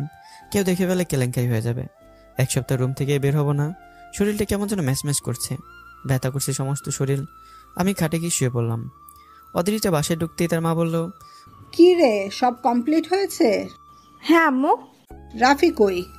বাসায় গেল মাত্র। আমাদের এখানে আসলো না? ছেলেটা এত কষ্ট করলো। আম্মু এসব নিয়ে এত ভেবো না। বাসার সামনে বাসা, ইচ্ছে হলে চলে আসবে। হাতে কি? ও ওটা হ্যাঁ, এটা কি? কিছু না, জাস্ট কিছু পেন কিলার আর হালকা মেডিসিন। অনেক সময় লাগে তো তাই আনছি। ও ও, যা ফ্রেশ হয়ে নে, আমি খাবার বাড়ছি। অদ্রিতা রুমে এসে ওষুধগুলো রেখে দিল। রাফিকে এগুলো দিতে ভুলেই গেছে, এখন আবার এগুলো দিতে যেতে হবে। না, এখন আর যেতে ইচ্ছে করছে না, আজকে আর ভালো লাগছে না। এখন সামান্য একটা ঘুম দিতে হবে। সারাদিন শুধু ঝামেলাই কেটে গেছে, এগুলো রাতে দিয়ে আসবো, কেউ দেখবেও না তখন। অদ্রিতা শাওয়ার নিতে গেল। দেখতে দেখতে বিকেল করে সন্ধ্যা। আমি এখনো শুয়ে আছি। এদিকে বাসায় হই হুল্লোড় শুরু হয়ে গেছে। একটু আগেই আমার খালা এসেছে, সাথে একটা ফুপি এসেছে, সাথে ছোট বাঘিনীর দল তো আছে। এসে বাসায় চিল্লাচিল্লি লাগিয়ে দিয়েছে। আমার আম্মু, খালা আর ফুপি তিনজনেই কিচেনে। আমার ফুপি কাল সকালে চলে যাবে। এখানে এসেছিলেন কাজে। সন্ধ্যা লাগার কারণেই আমাদের বাসায় আজকে থেকে কালকে চলে যাবে। তিনজন মিলে গল্প করতে ব্যস্ত। মেয়ে মানুষ এক হওয়া মানে পৃথিবীর সব গল্প এক হওয়া আর কি। একটিবার আমার মা বলল, বুবু, শাহনাজ কোথায়? আর বলিস না, সে অন্য গাড়ি করে আসছিল। পথে বলল কি নাকি খাবে, আমাদের পাঠিয়ে দিল। বলল একটু পর চলে আসবে। চিনিস না কেমন, সারাদিন বান্ধবীদের সাথে নিয়ে এখানে ওখানে। মেয়েটাও হয়েছে তো, দাঁড়া আজকে আসুক, আমি আচ্ছা করে বকে দেব। এভাবে করতে করতে রাত 8টা বেজে গেল। হঠাৎ দরজা কলিং বেল বেজে উঠলো। আমার আম্মু দরজা খুলতেই দেখলো শাহনাজ। শাহনাজ মাকে দেখে জড়িয়ে ধরলো। আর আম্মু বলল, এতক্ষণে বাসায় আসার সময় হলো, কই ছিলি তুই? খালামণি, ফ্রেন্ডের সাথে একটু বাইরে গিয়েছিলাম। এখন দিনকাল ভালো না, সাবধানে চলাফেরা করতে পারিস না? খালামণি, আমি বড় হয়ে গিয়েছি এখন, দেখছো না? হয়েছে, আর পাকনামি করতে হবে না, যা ফ্রেশ হয়ে নে। আচ্ছা। আম্মু এসে ডাইনিংয়ে খাবার সাজাতে লাগলো। খালা বলল, রাফিকে দেখলাম না, কই গেছে বুবু? হ্যাঁ, আমিও তাই বলছি। আমার ভাইপুতকে দেখলাম না এখনো। কোথায় ও? রুমে আছে মনে হয়, আমি দেখছি। একটু পর আম্মু চলে আসলো। আমি এদিকে কাঁথা গায়ে শুয়ে আছি। প্রচন্ড জ্বর এসছে, রীতিমতো কাঁপছি। আমার আম্মু আমার কাছে এসে ডাক দিল। আমি সাড়া দিলাম না। দেখলো আমি কাঁপছি। উনি আমার গায়ে হাত রাখতে চমকে উঠলো। হাই আল্লাহ, ছেলে তো ভীষণ জ্বর এসেছে। তাড়াতাড়ি করে আব্বুকে কল করলো। কল ধরতেই বলল, শুনছো, ছেলেটার ভীষণ জ্বর এসেছে, ডাক্তারকে আসতে বলো। কি বলো, হঠাৎ করেই জ্বর? হ্যাঁ, মাত্রই রুমে এসে দেখি জ্বরে কাঁপছে, তুমি তাড়াতাড়ি করো। আচ্ছা, অস্থির হইও না, আমি ডাক্তার পাঠাচ্ছি। ওকে। কিরে, কি হয়েছে? এমন করছিস কেন? আর বলিস না, ছেলেটার দেখি জ্বর। কি বলিস, ডাক্তারকে ফোন করেছিস? হ্যাঁ, আসছে। দেখি চল তো। তিনজন ওপরে চলে আসলো। আমাকে জলপটি দিতে লাগলো। এদিকে অদ্রিতা ঘুম থেকে একটু আগে উঠে কফি খাচ্ছিল আর বসে বসে একা বই পড়ছিল। হঠাৎ মনে পড়লো আমার ওষুধের কথা। ইস, দিতেই ভুলে গেছি। ওষুধগুলো টাইমলি দিতে বলছিল। না, ওকে দিয়ে আসি। অদ্রিতা কপিটা রেখে রুমে চলে আসলো। ডাক্তার এসে আমাকে দেখে কিছু ওষুধ লিখে দিল। ভয়ের কিছু নেই বলে সবকিছু দেখে উনি নিচে চলে আসলো। একটু পর অদ্রিতা কলিং বেল বাজালো। উপরে আম্মু শুনে নিচে এসে দরজা খুলে দিল। আরে মা, তুমি এসো, ভেতরে এসো। আন্টি কেমন আছেন? আর বলো না, ঝামেলায় আছি। কেন, কি হয়েছে? কি আর হবে, ওই যে নবাব আছে না, ওর জ্বর এসেছে, ওনাকে নিয়েই দৌড়াদৌড়ি করছি। রাফির জ্বর এসেছে? হ্যাঁ। কই এখন? রুমে আছে। ও আচ্ছা, আমি দেখে আসি। হ্যাঁ, যাও। আম্মু, খালামণি আর ফুপি নিচে চোপায় বসে আছে। ফুপি বলল, মেয়েটা কই? ও হলো সামনের বাসার মেয়ে, অদ্রিতা নাম, নতুন এসেছে, ভারী মিষ্টি মেয়ে। তাই বলি, আগে দেখিনি, দেখতে শুনতে ভালোই। হ্যাঁ। অদ্রিতা দ্রুত আমার রুমে চলে আসলো। আমি ঘুমাচ্ছিলাম। অদ্রিতা এসে আমার পাশে বসে পড়লো। আমার দিকে তাকিয়ে অদ্রিতা একটু মুচকে হাসি দিল। গাধা একটা, 2টা থাপ্পড় খেয়ে জ্বর চলে এসেছে। একটু আস্তে মারলে ভালো হতো। ধর, মনের ভেতর কেমন যেন খারাপ লাগছে। আমার দিকে তাকিয়ে হালকা করে হাতটা আমার মাথায় রাখলো। চুলগুলো বারবার বুলিয়ে দিতে থাকলো। এদিকে শাহনাজ নিচে এসে দেখলো সবাই কথা বলছে। শাহনাজ বলল, কি হলো, সবাই এভাবে বসে আছো কেন? আর বলিস না, রাফির জ্বর, তাই আর কি। কি বলো খালামণি, আগে বলবা না? এজন্যই বলি, অনুমানটাকে দেখতে পাচ্ছি না। আচ্ছা, আমি দেখে আসছি। শাহনাজ আমার রুমে ঢুকতেই দেখলো একটা মেয়ে বসে আছে, আমাকে স্পর্শ করে যাচ্ছে। শাহনাজ একটু অবাক হলো। একে তো কখনো দেখিনি। এ রাফিকে এভাবে কেন টাচ করছে? রাফির বান্ধবী নাকি অন্য কেউ? শাহনাজ দ্রুত অদ্রিতার কাছে চলে আসলো। কি আপনি? অদ্রিতা পাশে তাকে দেখলো একটা মেয়ে। শাহনাজের দিকে তাকিয়ে বলল, আপনি কে? আমি রাফির খালাতো বোন, আপনাকে তো চিনলাম না। আমি সামনের ফ্ল্যাটেই থাকি, নতুন এসেছি। তো এখানে কি করছেন, তাও রাফির রুমে? রাফিকে দেখতে এলাম, অসুস্থ তো। আচ্ছা, দেখা হয়েছে, এখন আপনি আসতে পারেন, বাকিটা আমরা দেখে নেব। ও শিওর, আচ্ছা আমি আসি তাহলে। হ্যাঁ আসুন। অদ্রিতা উঠে দরজার কাছে চলে আসলো। শাহনাজ আমার পাশে বসে পড়ল। আমার কপালে হাত দিয়ে জ্বরটা দেখলো, পাশে থাকা পানি নিয়ে আমাকে জলপটি দিতে থাকলো। এসব দেখে অদ্রিতা কিছুটা আপসেট হলো, কিছু বলল না, চুপ করে চলে গেল। অদ্রিতা চলে যেতেই শাহনাজ মুখ বাঁকিয়ে বলল, কি মেয়ে রে বাবা, বলা নেই ক নেই, একটা ছেলের ঘরে ঢুকে গেল, আবার রাফিকে ট্রাস্ট করছে। শখ কত, ছেলে দেখলেই যেন মাথা ঠিক থাকে না। ইস, আগে থেকে জানলে ওকে রাফির কাছেই আসতে দিতাম না। শাহনাজ আমাকে যত্ন করতে থাকলো। পরদিন সকালে আমার ফুপি চলে যায়। আমার জ্বরটা কিছুটা কমেছে। সকালে আমি ঘুমিয়ে আছি। শাহনাজ কিচেনে আমার জন্য স্যুপ বানাতে গেছে। শাহনাজকে কিচেনে দেখে আমার আম্মু বলল, কি রে বুড়ি, আমি কি স্বপ্ন দেখছি? কেন খালামণি? তুই হঠাৎ কিচেনে? না, ওই আর কি, রাফির জন্য একটু স্যুপ বানালাম আর কি। পাশে এই কথা আমার আম্মুও শুনে নিল। মেয়ের এমন কথা শুনে হেসেই বলল, আমার মেয়েও কিচেনে, তাও আমি দেখলাম। আমার কি সৌভাগ্য। আম্মু তোমরা যাবে? খালি কথা শোনাও। বাবা, রাফির জন্য এত চিন্তা? কই, আমাদের তো একদিন স্যুপ খাওয়াতে পারিস। উফ আম্মু, আমি কিন্তু চলে যাব, যাও তো এখান থেকে। আমি যার জন্যই বানাই, তোমাদের কি? আমার মেয়ে দেখছি বড় হয়ে গেছে, ছেড়ে দেখি তাহলে। ছেলে তো ঘরেই আছে, খোঁজার কি আছে? শাহনাজ কিছুটা লজ্জা মুখে হেসে দিল। আমার আম্মু আর শাহনাজের আম্মু দুজনে হাসতে হাসতে সবাই বসে পড়ল। শাহনাজ একটু পর স্যুপ বানিয়ে আমার রুমে চলে আসলো। আমি এখনো ঘুমোচ্ছি। শাহনাজ স্যুপটা রেখে আমাকে হালকা করে ডাক দিল। আমাকে এভাবে কয়েকবার ডাকার পর আমি উঠে বললাম। শাহনাজকে দেখে আমি বললাম, কিরে শাহনাজ তুই? অবাক হওয়ার কি আছে, আমি কি ভূত নাকি? না তা না, তুই এখানে কেমনে? এত কথা এখন আর না জানলেও চলবে। দেখি, আস্তে করে ওঠো, বালিশে হেলান দিয়ে বসো। হ্যাঁ বসছি। গাটা কেমন ব্যথা ব্যথা করছে। করবে না, জ্বর আসলে একটু হবেই। দেখি এই স্যুপটা খেয়ে নাও, গরম গরম। কে বানাইছে, খালা? কেন, আমি বানাতে পারি না? তুই কবে থেকে? দেখ, রাগাবি না, খেয়ে বল কেমন হয়েছে। আচ্ছা দে দেখি কেমন বানিয়েছিস।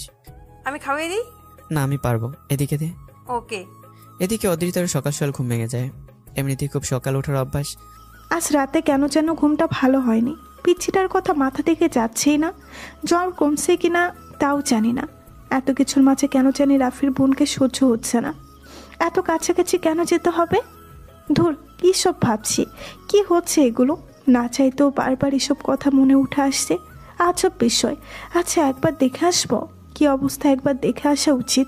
কিন্তু খালি এভাবে গেলে কি মনে করবে? কিছু একটা নিয়ে যেতে হবে। জ্বরের সময় কি নিব? স্যুপ, হ্যাঁ এটাই ঠিক হবে। অদ্রিতা দ্রুত স্যুপ বানাতে গেল। আমি স্যুপটা খেয়ে বললাম, কিরে ভালোই তো বানাতে পারিস। খালামণিকে বলি ছেলে দেখতে। কি বলিস? কেন, ছেলে দেখতে হবে? খালামণি বলছে ছেলে তো ঘরেই আছে। ঘরে? হ্যাঁ। কে রে, আমাকে তো বলিসনি।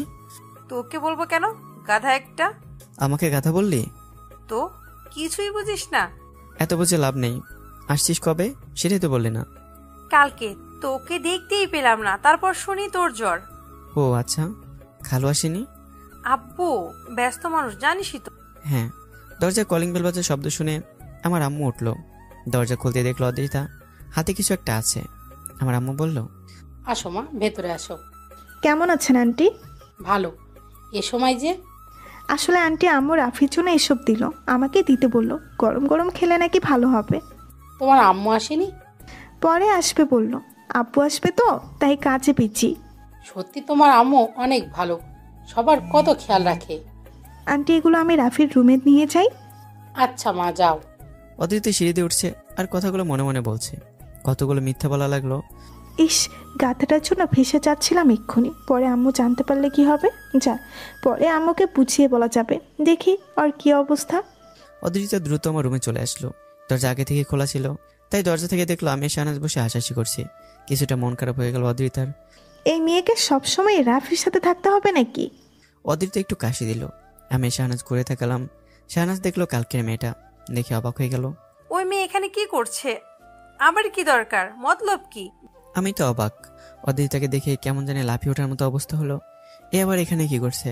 সকাল সকাল কোন বিপদ রে বাবা? হেলমেটটা কই? এই তো সেকেন্ডে সেকেন্ডে থাপ্পড় মারে। এবার থাপ্পড় খেলে আমার আর বেঁচে থাকা হবে না।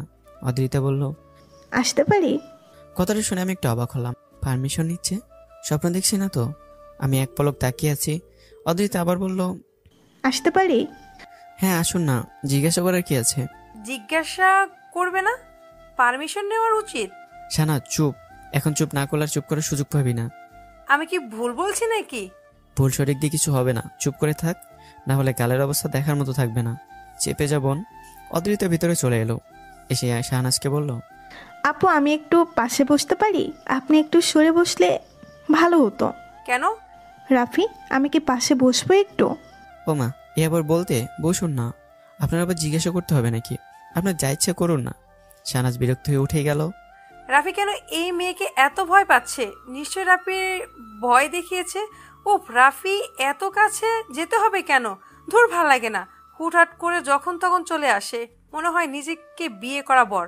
না, এইভাবে চলতে দেওয়া যাবে না, আন্টিকে বলতে হবে।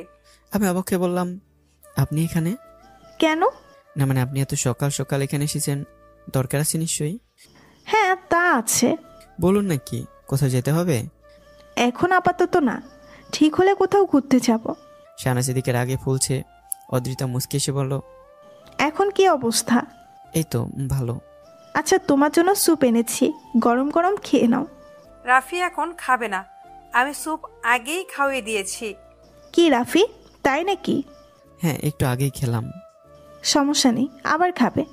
দেখে আমি খাইয়ে দিচ্ছি, ওটুকুতে কি পেট ভরে? রাফি তুই খাবি না? তুই চুপ কর না একটু। এটা না খেলে অন্য কিছু খেতে হবে, তার থেকে ভালো খেয়ে নেই। আপনি দিন, আমি খেয়ে নিচ্ছি। না তুমি অসুস্থ, আমি খাইয়ে দিচ্ছি। আমি পারবো। বলছি না আমি খাইয়ে দিচ্ছি। রাফি বলছে যে ও একাই খেতে পারবে, আপনি জোর করছেন কেন? ঠিক আছে ঠিক আছে, শাহনাজ থাম না, কেন আমাকে বিপদে ফেলছিস? আপনি দিন, আমি খাচ্ছি। Good boy. অদ্রিতা আমাকে স্যুপটা খাই দিতে লাগলো, যেটা দেখে শাহনাজ রীতিমতো চলেই যাচ্ছে। আমার হাতে খেলো না, আর এই মেয়েটার হাতে খাচ্ছে। কি এমন জাদু করেছে মেয়েটা? মনে হচ্ছে মেয়েটাকে মেরেই ফেলে। রাফি কেন এত ভয় পাচ্ছে? ধুর, ভাল লাগে না এসব। শাহনাজ কিছু না বলেই মুখ কালো করে দ্রুত চলে গেল।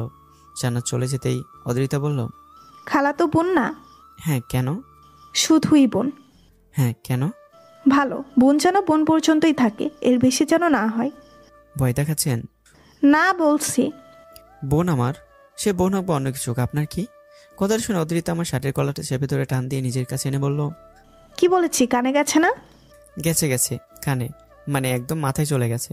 গুড, শুকিয়ে গেছিস অনেক, ঠিক মতো খাওয়া দাওয়া করবি। আচ্ছা, কিন্তু এখন কলারটা ছাড়ুন, কেউ দেখে নেবে।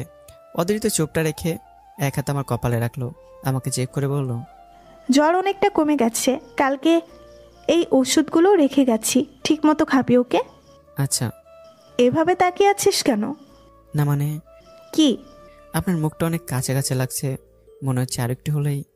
কি কিস করতে ইচ্ছে করছে? ছি ছি, তা না। পিচ্ছি ছেলে, মাথায় এসব বাজে চিন্তা একদম আনবি না। আনিনি তো, শুধু আপনাকে কাছে থেকে দেখলে কেমন যেন লাগছে। কলারটা ছাড়ুন। কেমন লাগছে? খারাপ লাগছে? এবার দুজনে নিঃশ্বাসটা অনুভব করতে পারছি। আমি একদম অদ্রিতা চোখের সামনে নাকে নাক লেগে যাওয়ার মতো অবস্থা। আমি লক্ষ্য করলাম অদ্রিতার কথার সাথে গোলাপের পাপড়ির মতো ঠোঁটগুলো কাঁপছে। চুলের আর গাড়ির দিকে থেকে কেমন যেন নিঃসময় সুগন্ধ আসছে। আমি যেন হারিয়ে যেতে থাকলাম। এত কাছে এসে যেমন ভয় করছে, তেমন ভালো লাগছে। আমি নিজেকে কন্ট্রোল করতে পারলাম না। হঠাৎ করে আমি নিজের ঠোঁটটা অদ্রিতার ঠোঁটে চেপে ধরলাম। অদ্রিতার চোখ বড় বড় করে তাকালো। হঠাৎ করে যেন শরীরে কারেন্ট লেগে গেল। আমি অদ্রিতার ঠোঁটে হালকা কামড় দিলাম। অদ্রিতা আবেশে চোখ বন্ধ করে ফেললো, যেন সবকিছু এলোমেলো হয়ে গেছে। আমি একটানে অদ্রিতাকে নিজের কাছে টেনে নিলাম, কোমরের মাঝে হাত দিয়ে নিজের সঙ্গে জড়িয়ে নিলাম। আমি একটু পর অদ্রিতাকে ছেড়ে দিলাম। অদ্রিতা যেন কোনো বন্দিঘর থেকে ছাড়া পেয়েছে, ঘেমে একদম একাকার। অদ্রিতার ঠোঁট ভীষণ কাঁপছে, রক্তের মতো লাল হয়ে আছে গাল দুটো। আমি হঠাৎ করে ভয় পেতে শুরু করলাম। অদ্রিতাকে এখনো নিজের সাথে জড়িয়ে রেখেছি। অদ্রিতার চোখের দিকে তাকিয়ে যেন আতঙ্কে পড়ে গেছে আমি। আবেগের বশে একই ভুল করে ফেললাম, নিজেকে যেন কোনোভাবে কন্ট্রোল করতে পারিনি। এখন কি করবে কে জানে। অদ্রিতা যেন আবেশে পাগল হয়ে গেছে, শরীরে যেন আগুন জ্বলছে। অদ্রিতা যেন কেঁপে উঠছে। অদ্রিতা নরম স্বরে বলল, এটা কি হলো? সরি। আগে মনে ছিল না? কি করব, আপনি এত কাছে আসলেন যে আমি সবকিছু বলে গেছিলাম। যে কোনো মেয়ে এমন কাছে আসলে এমনটা করতে হবে? না না, আমি তা বলিনি। আচ্ছা নিন, আপনি চাইলে আমাকে মারতে পারেন। আমাকে এমনভাবে ধরে রেখেছিস যেন আমি তোর বিয়ে করাবো। ও সরি সরি। ছাড়লি কেন? মানে? আমি কি ছাড়তে বলেছি? না ছাড়লে মারবেন না? এখন না ধরলে মার খাবি। আমি আবার অদ্রিতাকে চেপে ধরলাম। অদ্রিতা কেঁপে উঠলো। আমি ভয়ে ভয়ে বললাম, আপনি পরে রাগ করবেন না তো? কি মনে হয়? জানি না। ভয় করছে নাকি? হ্যাঁ একটু। কিস করার সময় ভয়ের কথা মনে ছিল না? এখন কি করব? এখন তো আমি করব। কি করবেন? এই দেখ। এটা বলে অদ্রিতা আমাকে ঝাপড়ে ধরে ঠোঁটে ঠোঁট মিলিয়ে দিল। আমাকে ডিপ কিস করতে লাগলো। আমি আরো জোরে অদ্রিতাকে জড়িয়ে ধরলাম। ভীষণভাবে দুজনকে কাছে টেনে নিলাম। দুজনের জন্য হারিয়ে গেলাম অন্য কোথাও, অন্য কোনো জগতে। এদিকে শাহনাজ রুমে এসে মুখ ফুলে বসে আছে। আমাকে অদ্রিতার সাথে কোনোভাবে মেনে নিতে পারছে না। শাহনাজ দ্রুত রুম থেকে বেরিয়ে আমার রুমের দিকে যেতে থাকলো। একটু পর আমি অদ্রিতাকে দ্রুত দূরে সরিয়ে দিলাম। অদ্রিতা অবাক হয়ে গেল আমার এমন আচমকা রিয়েক্টে। অদ্রিতার রাগী দৃষ্টিতে তাকে কিছু বলতে যাবে, অমনি রুমে শাহনাজ চলে আসলো। আমি ইশারায় বোঝাতে চাইলাম যে শাহনাজ আসছিল তাই এমন করেছি, কিন্তু অদ্রিতা বুঝতে নারাজ। অদ্রিতা রেগে লাল হয়ে গেল। অদ্রিতা আমার দিকে তাকিয়ে আছে, ভাবছে হনুমান একটা পুরো সিনেমার 14টা বাঁচিয়ে দিল।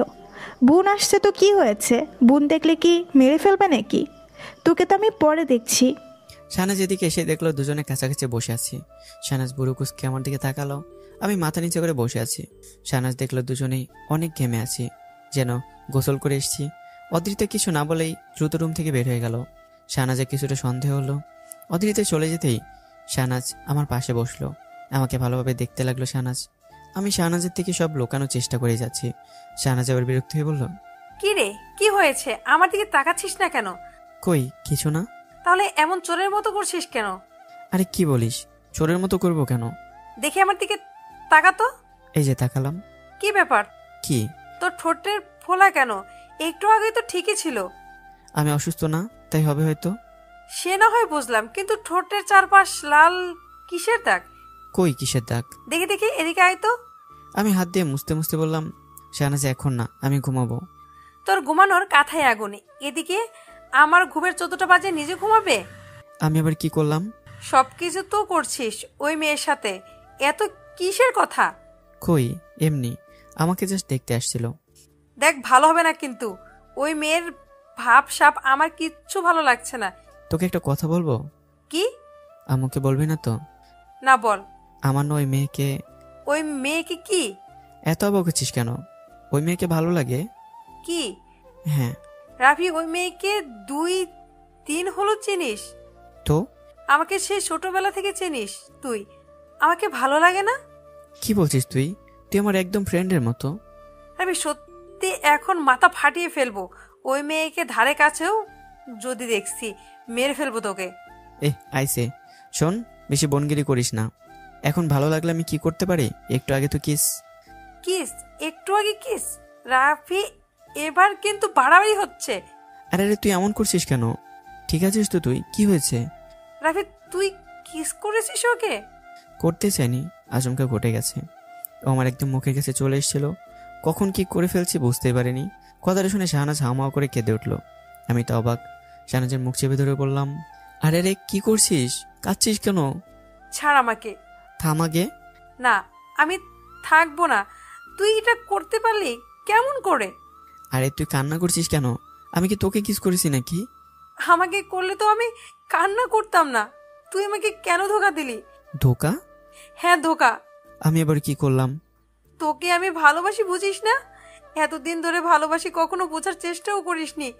আর 2 দিন হলো একটা মেয়ের এসেছে, তাকে তুই কিস করে বসেছিস। শাহনাজ, কি এসব কি বলছিস তুই? ঠিকই বলেছি। আমি তোকে বোন হিসেবে দেখেছি। তুই আমার খালাতো বোন। তাতে কি? খালাতো বোনকে ভালোবাসা চায় না? শাহনাজ দেখি কান্না থামা, বস এখানে। না, আমি কিছুই শুনতে চাই না। আমি এখনই সুসাইড করব। থাপ্পড় খাবি একটা।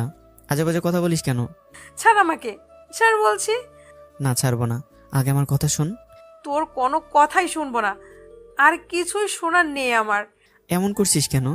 রাফি, ছাড় আমাকে। না। দেখ, রাগ উঠে যাবে, মেরে বসবো কিন্তু। পারলে মার। আমাকে ট্রাস্ট করছিস কেন? আমি কে তোর? যাকে টাচ করলে ভালো লাগে তাকে কর।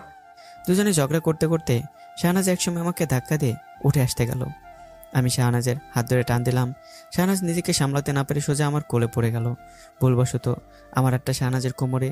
শাহনাজকে ঠেকাতে গিয়ে আমার হাত অজান্তেই কোমরে আটকে গেছে। শাহনাজ কিছুটা সময় তাকিয়ে থেকে আমাকে ফুপিয়ে ফুপিয়ে বলল, আমি তোকে অনেক ভালোবাসি। আমি কি বলবো বুঝে উঠতে পারছি না। এমন পরিস্থিতিতে কি করা উচিত তা মাথায় আসছে না। এভাবে ঘটনা পাল্টে যাবে কখনো বুঝতে পারিনি। আমি চুপ করে আছি। আমাকে চুপ থাকতে দেখি শাহনাজ বলল, আমি যে অনুভূতিটা এখন ফিল করছি সেটা আমার সারা জীবন দরকার। আমার হাতে হাত রেখে কোমরে চেপে ধরে বলল। আমি চমকে উঠলাম। খেয়াল করলাম হাতটা তার জায়গায় নেই, খুব বিপদবহুল জায়গায় অবস্থান করছে। আমি হাতটা টান দিয়ে সরিয়ে বললাম, শাহনাজ, ভালোবাসা মনের ব্যাপার। কখন কিভাবে কার সাথে ঘটে যায় এটা বলা যায় না। আমি এত কিছু জানি না। তোর প্রতি আমার সেই ফিলিংসটা আসে না। আমার তো আসে।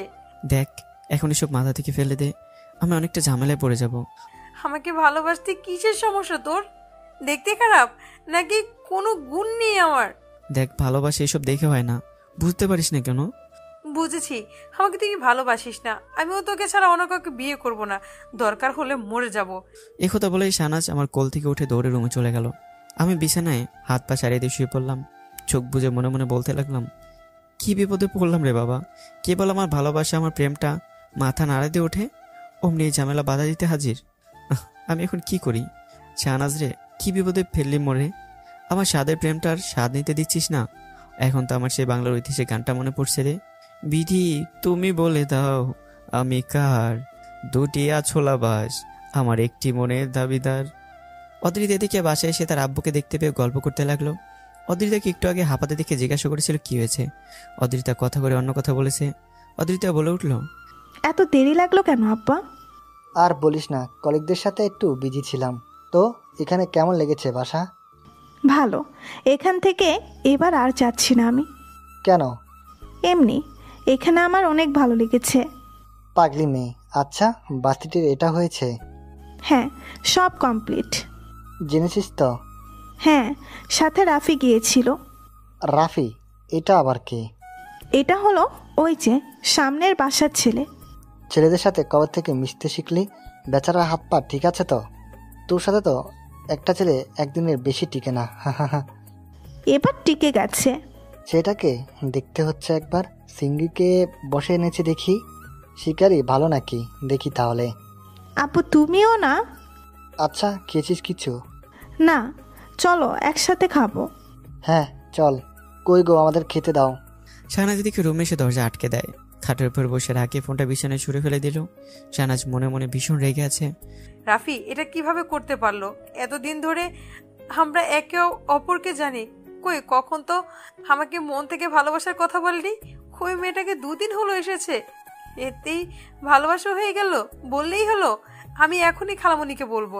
হ্যাঁ এখনই বলবো, আমার আর সহ্য হচ্ছে না। শাহনাজ রাগে ফুলতে ফুলতে বাইরে চলে এলো।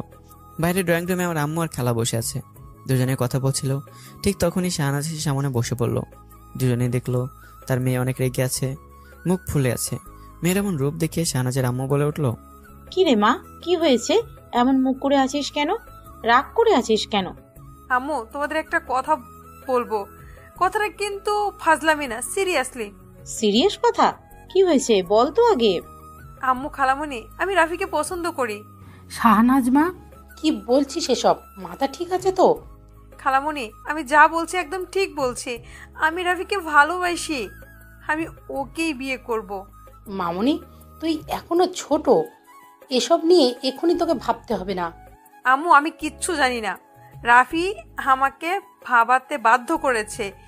রাফি ও কি করেছে? কি করিনি তাই বলো? তোমার ছেলে আমাকে ধোকা দিয়েছে। আমাকে ভালোবাসার নজরে নাকি সে দেখেনি কখনো। জানো কি হয়েছে? কি করেছে বলবি তো? ওই যে মেয়েটা আসে রাফির কাছে, 2 দিন এসেছে, তাকেই নাকি রাফি ওকে ভালো লেগেছে, ভালোবেসে ফেলেছে। আর আমার ফিলিংস ওর কাছে কিছু না। ও, ওই ছেলে মেয়ে দুটো কি যে করে না।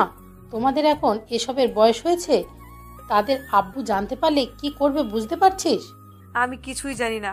রাফিকে যদি ওই মেয়ের সাথে আর কথা বলে তাহলে আমি কিছু একটা করে বসবো, কিন্তু বাকিটা তোমাদের ইচ্ছা। একথা বলে শাহনাজ উপরে চলে এলো। আমার আম্মু আর খালা দুজনে মাথায় হাত দিয়ে বসে আছে, একে অপরকে দেখে বলছে, কি বিপদে পড়লাম। সাইনাস আমাদের মেয়ের মতো, কিন্তু শেষে এমন হবে কে জানে। বুবু, তুমি কিছু একটা করো, না হলে এখন কিছু না করলে পরে দেরি হয়ে যাবে, কিছু করার থাকবে না। আমি তো তাই ভাবছি, ওর আব্বু শুনলে মেরে ফেলবে। কি যে করি আমি এখন কিছুই বুঝতে পারছি না। এই বয়সে এমনটা হয় স্বাভাবিক, কিন্তু বেশি প্রশ্রয় দেওয়া যাবে না। রাফি ছেলে মানুষ, লোকে গায়ে মাখবে না, কিন্তু শাহানাজ মেয়ে, একটু কিছু হলেই ওকে নিয়ে সবাই কথা বাড়াবে, নানা কথা রটবে। আমিও তাই ভাবছি। আচ্ছা, আমি দেখি ওর আব্বুকে বুঝিয়ে বলি, ওকে বাইরে পাঠিয়ে দেবো ভেবেছিলাম আগে, এখন সেটাই করতে হবে দেখছি। বাইরে থেকে পড়ালেখা করাই ভালো। এদিকে রাফির বিয়ে দিয়ে দিলে ওদিকে ও তখন নিজেকে আর এর মাঝে আনতে পারবে না। হুটহাট করা যাবে না, আস্তে ধীরে সব করতে হবে। আমি রুমে বসে আছি, শাহনাজের কথাগুলো কেমন যেন লাগছে। একদম অসময়ে হাটে হাড়ি ভাঙলো, ধ্যাত ভাল লাগে না। পরদিন সকাল সকাল আমার ঘুম ভেঙে গেল। সারাদিন বাসায় থাকার ফলে সকাল সকাল ঘুমটা ভেঙে গেল। ব্রাশটা হাতে নিয়ে হাই তুলতে তুলতে গেলাম ছাদে। ছাদে সকালের পরিবেশটা দারুণ, ঠান্ডা বাতাস, ফ্রেশ এয়ার, একদম মন ছুঁয়ে যাওয়ার মতো। ব্রাশ করতে করতে হঠাৎই খেয়াল করলাম সামনের ছাদে অদ্রিতা দাঁড়িয়ে আছে। কিন্তু কথা হচ্ছে, সাথেরটা কে? আমার ফুলের সাথে এই লম্বু গাছটা কে? ছেলেটাকে কেমন যেন গলার কাটার মতো মনে হচ্ছে। ইস, আবার এসে এসে কথা বলা হচ্ছে, গা জ্বলেই যাচ্ছে। দেখতে হচ্ছে বিষয়টি। এদিকে অদ্রিতাও খেয়াল করলো আমি ওদেরকে দেখছি। অদ্রিতার মাথায় দুষ্ট বুদ্ধি এলো, আমাকে দেখে দেখে আরো হেসে হেসে কথা বলতে লাগলো। আমি হাতের ব্রাশটা নিয়ে আরো দ্রুত ব্রাশ করতে লাগলাম রাগে। অদ্রিতা আমার কাণ্ড দেখে মনে মনে হেসে চলেছে। আমি আর থাকতে পারলাম না, ওভাবে নিচে চলে আসলাম। সোজা বাসা থেকে বের হয়ে অদ্রিতার বাসায় চলে আসলাম। আমাকে এত সকালে এই অবস্থায় বের হতে দেখে আমার আম্মা অবাক হয়ে গেল। ছেলে আমার এত সকালে কিভাবে উঠলো, আর এই অবস্থায় গেল বা কোথায়? আমার খালামণি জিজ্ঞাসা করলো, বুবু, রাফি কই গেল? বলে গেল না? আমিও বুঝলাম না, যে 10টার আগে কখনো ওঠে না, সে আজ এত সকালে। দাঁড়া, আসুক, জিজ্ঞাসা করছি। আমি অদ্রিতাদের বাসায় গিয়ে কলিং বেল দিই। 2বার দিতে অদ্রিতার আম্মু দরজা খুলে দিল। দেখলো যে আমি এসছি। আন্টিকে দেখে আমি বললাম, আসসালামু আলাইকুম আন্টি, কেমন আছেন? আমি ভালো আছি, তুমি কেমন আছো? শুনলাম তুমি অসুস্থ। এখন মোটামুটি ঠিক আছে। ভেতরে এসো। জি। আমি ভেতরে আসতে দেখলাম একটা লোক সোফায় বসে কফি খাচ্ছে। নিশ্চয়ই অদ্রিতার আব্বু হবে। আমি ওনাকে দেখে সালাম দিলাম। আমাকে দেখে উনি বলল, আমি যদি ভুল না হই তুমি নিশ্চয়ই রাফি? জি আঙ্কেল, চিনলেন কিভাবে? আর চিনব না মানে? বাসায় তো তোমার কথা প্রায় হয়। ও, তো শরীর ঠিক আছে তো এখন? জি এখন ঠিক আছে। রাফি বাবা কফি খাবে? না আন্টি, এখনো ব্রাশ করছি। আসলে আপুর কাছে আসছিলাম, একটু দরকার ছিল। ও আচ্ছা, ও তো ছাদে আছে, দেখো। আচ্ছা আন্টি। আমি জলদি করে ছাদে চলে আসলাম। ছাদে এসে দেখলাম এখনো কথা বলেই যাচ্ছে। কি এত কথা বলছি শুনি? প্রেম করলেও তো মানুষ এত কথা বলে না। আমি আস্তে আস্তে সামনের দিকে হেঁটে যাচ্ছি। এমন ভাব করছি যেন এখানে কেউ নেই, যেন অদ্রিতাকে দেখিনি আমি আর চোখে বারবার দেখছি। অদ্রিতা বুঝতে পেরে একটু জোরে জোরে কথা বলছি ছেলেটার সাথে, যেন আমি শুনতে পাই। আমি মনে মনে বলছি, কি লুচু ছেলে রে বাবা, মেয়ে মানুষ দেখলে কথা বলতে ইচ্ছে করে। ছেলে মেয়ে বিয়ে দিবে নাকি? অদ্রিতার সাথে কথা বলা ছেলেটি হলো আরিয়ান, অদ্রিতাদের আত্মীয়, এখানেই থাকে। অদ্রিতারা এখানে শেষে শুনে দেখা করতে এসছে। আরিয়ান আমাকে খেয়াল করলো। এমন হাবভাব দেখে আরিয়ান অদ্রিতাকে বলল, ছেলেটা কে রে? হঠাৎ করে তোদের বাসার সাথে কি করে? ছেলেটা পিচ্ছি ছেলে ভাইয়া, তোমাকে দেখে চলছে, তাই হয়তো এসেছে। জ্বলছে মানে? পোড়া পোড়া গন্ধ পাচ্ছ না? না তো। পাবে না, আমি তো বেশ পাচ্ছি। কে না কে, দাঁড়া আমি দেখছি। সাহস কত অন্যের বাসায় আসে? নিচে আঙ্কেল আন্টি দেখেনি নাকি? আরে ভাইয়া, কিছু বলতে হবে না, ও রাফি, এই যে সামনের বাসাটা ওদের। তো এখানে কি করেছে? বললাম না তোমাকে দেখে চলছে। অদ্রিতা? কি? আমি যা ভাবছি সেটাই সত্যি? কি ভাবছো? মানে তুই আর ছেলেটা একে অপরকে হ্যাঁ, এইবার বুঝতে পেরেছি কেন জ্বলার কথা বললি তখন। এবার আমিও কিছুটা গন্ধ পাচ্ছি। দুজনে হেসে দিল। আমি এবার কান খাড়া করে শোনার চেষ্টা করলাম কি এত কথা হচ্ছে। এভাবে কিছুক্ষণ করার পর আরিয়ান বলল, অদ্রিতা তুও শেষে ইয়েতে জড়িয়ে গেলি? যাক, ভালোই হলো, সামনে দাওয়াত পাবো একটা। হ্যাঁ, তা তো ঠিকই। ছেলেটা আমাকে কিভাবে যেন ওর প্রতি আটকে নিয়েছে। ভাগ্যের খেলা এটা। আচ্ছা দেখ তাহলে তুই, আমি নিচে যাই, আন্টিদের সাথে একটু কথা বলি। আচ্ছা। আরিয়ান হাসতে হাসতে চলে গেল। অদ্রিতা আমার দিকে তাকিয়ে আছে, কি করছে সেটা দেখছে। কি ঢং করছে দেখো, এমন ভাব করছে যেন আমি এখানে নেই। অদ্রিতা আমাকে দেখে হেসে দিল। বেচারা খেয়াল করেনি যে লুঙ্গি পরে আছে। ইস, আমার ভালোবাসায় কতটা পাগল হয়ে গেছে। এই যে পিচ্ছি। আমি হালকা করে মাথাটা ঘুরিয়ে বললাম, আমাকে ডাকছেন? তো এখানে অন্য কেউ আছে নাকি? আমি অদ্রিতার কাছে চলে আসলাম। আমি কি পিচ্ছি? তো কি? তো পিচ্ছিকে কেন দরকার? এমনি ডাকলাম। হঠাৎ এইখানে যে? কেন, ডিস্টার্ব করে ফেললাম নাকি? হ্যাঁ, একটু হয়েছে মনে হয়। ও সরি, বুঝতে পারিনি। অসময়ে এসে পড়েছি তাহলে। এই অবস্থা কেন? কি? লুঙ্গি পরা। কই? নিচে দেখো। ও, এটাই মডেল, এখন এটাই চলছে। আর পিচ্চিরা এগুলোই পরে। বাবা, কথায় এত রাগের ছাপ কেন? রাগ করবো কেন? আমাদের রাগে কার কি যায় আসে? এদিকে আয়। কেন? থাপ্পড় খাওয়ার ইচ্ছে নেই, এখান থেকেই বলুন। এখানে না আসলে এবার থাপ্পড় খাবি। আসছি, বলেন। জেলাস? কে আমি? আমি কেন হব? দেখে তো তাই মনে হচ্ছে। ছেলেটা কে? আমার আঙ্কেলের ছেলে, এখানেই থাকে। আমরা এখানে এসেছি, তাই দেখা করতে এসেছে। অন্য কিছু না তো? হলে কি? কিছু না। অন্য কিছু হলে আমার আর শাহনাজের বিয়ে করা ছাড়া কোনো উপায় থাকবে না। কথাটা শুনে অদ্রিতা রেগে গেল। আমার কলারটা চেপে ধরে বলল, কি বললি তুই? সরি সরি, রাগার কি আছে, এমনি বলছি। নিজে তো এতক্ষণ আমাকে দেখে দেখে মজা নিচ্ছিলেন। তো তোর কি? আর একবার এ কথা মুখে আনবি তো গালের নকশা পাল্টে ফেলবো। পারেন তো খালি এইটা, আর কিছু পারেন না? মানে কি বলতে চাইছিস? আমি কিছুই পারি না? না। কি পারতে হবে শুনি? থাক, কিছু না। ও, একটা কথা বলার ছিল। কি?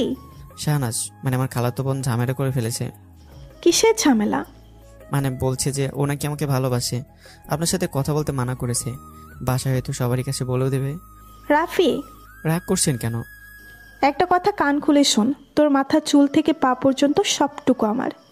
আর এই শরীরে যে মনটা আছে, এটাও আমার। ভুল করেও যদি এর ব্যতিক্রম ঘটেছে, তো তোকে কুচি কুচি করে কেটে আমার বেডরুমে টাঙিয়ে রাখবো। আমি আমার ভালোবাসাটাকে 1 ইঞ্চিও কারো হতে দেব না। কানে গেছে? এত রেগে বলার কি আছে, ভালোবেসেও বলা যায়। ভালোবাসা? ফিরছির আবার ভালোবাসা? আগে বড় হয়ে নাও শোনা। আমি এই কথা শুনে অদ্রিতাকে টান দিয়ে জড়িয়ে তুললাম। অদ্রিতা অবাক হয়ে গেল, আস্তে করে বলল, কি করছো? কেউ দেখে নেবে। ভয় পাই নাকি কাউকে? তাই নাকি? আমার আদর করতে ইচ্ছে করছে। এই, একদম না, এখানে একদম না। কেউ নেই তো, দেখবে না? না না, পরে। আচ্ছা, জাস্ট একটা কিস। রাফি, কেউ দেখে নেবে।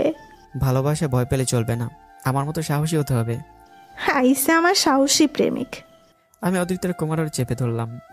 অদ্রিতার আবেশে ঠোঁট চেপে ধরলাম। আমি হাত দিয়ে অদ্রিতার চুলগুলো কানের মাঝে গুঁজে দিলাম। অদ্রিতার ঘাড়ে হালকা করে একটা কিস করলাম। অদ্রিতা কেঁপে উঠল, শরীরটা যেন মাতাল হয়ে উঠেছে। সমস্ত শিহরণ যেন একসাথে জেগে উঠেছে আমার এই পাগলা মতে। অদ্রিতা বুঝতে পারলো আর বেশি দূর গেলে নিজেকে আটকে রাখতে পারবে না। এই জায়গাটাও সেভ না, কেউ না কেউ দেখে নেবে, পরে ঝামেলা হবে। অদ্রিতা নিজেকে সামলে বলে উঠল, আম্মু, আম্মু। আমি এক লাফে 10 হাত পেছনে এসে বললাম, আন্টি সরি, আমি আসলে এমনি। কথাগুলো বলে চারপাশে দেখলাম। আরে কই আন্টি? আমি বুঝতে পারলাম অদ্রিতা মজা করেছে। অদ্রিতার দিকে করুণ দৃষ্টিতে তাকালাম। কাছে এসে ন্যাকা সুরে বললাম, একটু প্লিজ। একদম না, অনেক হয়েছে। রাফি, তোমার স্পর্শ আমাকে পাগল করে তোলে, এটা তুমি বুঝতে পারো না? তোমাকে পাবার নেশে আমাকে প্রতিনিয়ত পাগল করে তুলছে, সেটা বুঝতে পারো কি তুমি? পাগলামি করো না, এখানে কেউ দেখে ফেললে সমস্যা হবে। এখন চলো এখান থেকে। থাপ্পড় দিয়ে তোর গালের দাঁত সবগুলো ফেলে দেব। কথা কানে যায় না? আমি থ হয়ে গেলাম, অবাক হয়ে ভাবছি, এটা কি হলো? মিনিটে মিনিটে ফিলিংস চেঞ্জ। কেবলই কত রোমান্টিক ছিল, এখন আবার রেগে লাল হয়ে গেছে। না বাবা, এখন আর কথা বলে লাভ নেই, থাপ্পড় খেলে মরেই যাব। আমি আস্তে করেই বললাম, সরি, চলুন। চলো, পিচ্ছি একটা, খালি বায়না। অদ্রিতা সামনে যেতে লাগলো, আমি পিছন পিছন যাচ্ছি। অদ্রিতা মনে মনে হাসছে। বেচারাকে মাঝে মাঝে বকা দিতে ভালোই লাগে, কেমন বোকা বোকা মুখ করে থাকে। অন্যদিকে শাহনাজ উঠে নিচে চলে আসলো। নিচে এসে ডাইনিং টেবিলে বসে আম্মুকে ডাক দিল, আম্মু নাস্তা দাও। বস, আনছি। খালামণি, রাফি উঠেছে? নবাব তো সেই সকালেই উঠেছে। উঠেছে? কই এখন? বাইরের দিকে গেল বিরাজ করতে করতে। বাইরের দিকে কোথায় গেছে? জানি না, আসলে জিজ্ঞাসা করছি। শাহনাজ ধপ করে উঠে গেল। শাহনাজ দরজার সামনে দাঁড়িয়ে আছে। রাফি নিশ্চয়ই ওই বাসায় গেছে। আমি তখনই ব্রাশ করতে করতে অদ্রিতাদের বাসা থেকে বেরিয়ে আসলাম। আমাকে দেখে শাহনাজের রাগটা আরও বেড়ে গেল। বারবার মানা করার পরেও আমি ওখানেই গেছি, এসবই ভাবছে। আমি বাসায় ঢুকতে যাব, অমনি শাহনাজকে দেখে থমকে গেলাম। শাহনাজ অনেক রেগে আছে, আমি এটা বুঝতে পারলাম। শাহনাজের কাছে এসে বললাম, কিরে এভাবে পুতুলের মতো এখানে দাঁড়িয়েছিস কেন? কোথায় গিয়েছিলে? কেন? দেখলি তো। ওই বাসায় কেন গিয়েছিলে? তোকে না মানা করেছি? শাহনাজ বাদ দে তো এসব।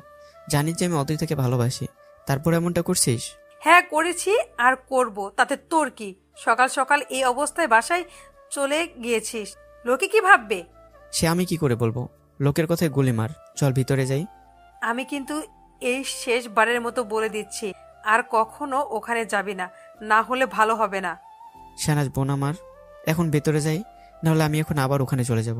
শাহনাজ কি হয়েছে তোর? হঠাৎ করে কেন এমনটা করছিস?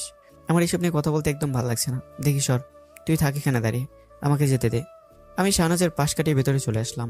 আমাকে বাসায় আসতে দেখে আম্মু ডাক দিল, রাফি এদিকে আয়। আম্মু আমি ফ্রেশ হয়ে আছি। আগে এখানে আয়, না হলে খুন্তির বাড়ি দিয়ে চামড়া তুলে নেব। কি সাংঘাতিক চিন্তা। এই যে আসছি, বলো। এই বেশে সকাল সকাল কোথায় গেছিলি? কোথায় আবার? ওই পাশের বাসায়। এখানে তো এখন ওর মন প্রাণ সবকিছু পড়ে আছে, তাই না? শাহনাজ চুপ। কিরে রাফি, শাহনাজ সত্যি বলছে তুই এই অবস্থায় ওদের বাসায় গেছিলি? রাগ করছো কেন? আমি এমনি এমনি গেছি নাকি? নিজের ভবিষ্যৎকে রক্ষা করতে গিয়েছিলাম। মানে? রাফি দেখ, উল্টো পাল্টা করবি না কিন্তু, না হলে থাপ্পড় মেরে তোর গালের নকশা পাল্টে ফেলবো। আহা, ছেলেটাকে সকাল সকাল কেন ভুগছিস? রাফি তুই ফ্রেশ হ যা। আম্মু তুমি চুপ করো, খালামণি ঠিকই বলেছে, রাফি একটু বেশিই করছে। শাহনাজ আমার ব্যাপারে তুই নাক না গলালেই চলবে, বুঝলি? আমি একথা বলে উপরে চলে আসলাম। সবাই মিলে আমার পিছনে কেন লেগেছে কে জানে। ভালোবাসি কি অপরাধ নাকি? আরে ভাই, আমার মন আমার লাইক, আমার যা ইচ্ছে করবো, তাতে সবার কেন তো আপত্তি? ভালো লাগে না। আর এই শাহনাজটা হয়েছে আরো নাটের গুঁড়ো, একদম সিসিটিভির মতো লেগে থাকে। আমার কি, আমি দেখি কলেজে যাই, অনেকদিন যাই না। শাহনাজ মুখ ফুলে এখনো দাঁড়িয়ে আছে। এভাবে দেখে শাহনাজের আম্মু বলল, কি রে এভাবে দাঁড়িয়ে আছিস কেন? তো কি নাচবো? কি হয়েছে তোর? রাফিকে এসব বাদ দিতে বলো, আমি দেখতে পারছি না এসব। তুই কেন দেখতে যাবি? রাফি বড় হয়েছে, ওর নিজের মতো নিজেকে চলতে দে। তুই কেন ওর লাইফে এভাবে ঢুকতে চাইছিস? খালামণি দেখছো দেখছো আম্মু আমার সাথে কিরকম করছে? কারো তো আমার কথা ভাবার সময় নেই, সবাই নিজ নিজ লাইফ নিয়ে ব্যস্ত। আর কথা বাড়াস না, বস, আমি খাবার দিচ্ছি। তুমি খাও, আমার ক্ষুধা নেই। শাহনাজ রেগে রুমে চলে গেল। শাহনাজের আম্মু বলল, দেখেছিস বুবু, মেয়েটা কি এক ঝামেলায় জড়িয়ে পড়েছে। চিন্তা করিস না, ছোট এখনো, ঠিক হয়ে যাবে। আমার তো চিন্তা হচ্ছে কি না কি করে বসে এখন। আজকালকার ছেলে মেয়েদের কোনো বিশ্বাস নেই। এইসব কথা বলতে নেই, এই বয়সে এমনটা হয়, একটু সময় দে, একটু ঠিক হয়ে যাবে। খামোখা টেনশন করিস না। অদ্রিতা নিচে এসে মায়ের সাথে কিচেনে হেল্প করতে লাগলো। অদ্রিতার আম্মু হঠাৎ বলে উঠলো, আদ্রিতা, হ্যাঁ মা। তোর ভাই যা বলল তা কি ঠিক? কি বলছে? সে তো তুই ভালো জানিস। সব কিছু বলে দিচ্ছে, একদম পেটে কথা থাকে না। এই সব কি সত্যি নাকি বল? ভেবে চিনতে দেখেছিস? ছেলেটা তোর থেকে 2-3 বছরের ছোট হবে। আমি সিরিয়াস মা, আমার ওকেই লাগবে। বিয়ে করলে রাফিকেই করব। আমাদের কোনো আপত্তি নেই, কিন্তু এইসব নিয়ে ছেলে খেলা করা একদম উচিত না। সেভাবে হলে বল আমরা ওদের বাসায় যাই। না না, এখনই না, রাফির ফাইনাল পরীক্ষার সামনে, পরীক্ষাটা শেষ হোক তারপর। আচ্ছা ঠিক আছে, ততদিন না হয় ওয়েট করলাম। আমি তোর আব্বুর সাথে তাহলে কথা বলি। বলতে পারো। আচ্ছা আমাকে নাস্তা দাও, আমি ভার্সিটি যাব। বস, দিচ্ছি। আমি নাস্তা শেষ করে কলেজে চলে আসলাম। কলেজে আসতেই স্বামীর সঙ্গে দেখা। কিরে স্বামী, আর সবাই কই? সবাই তো কলেজে, খেলা আছে সেখানে গেছে। যাক বাবা, আমরা কি দোষ করলাম? চল যাইতে হলে।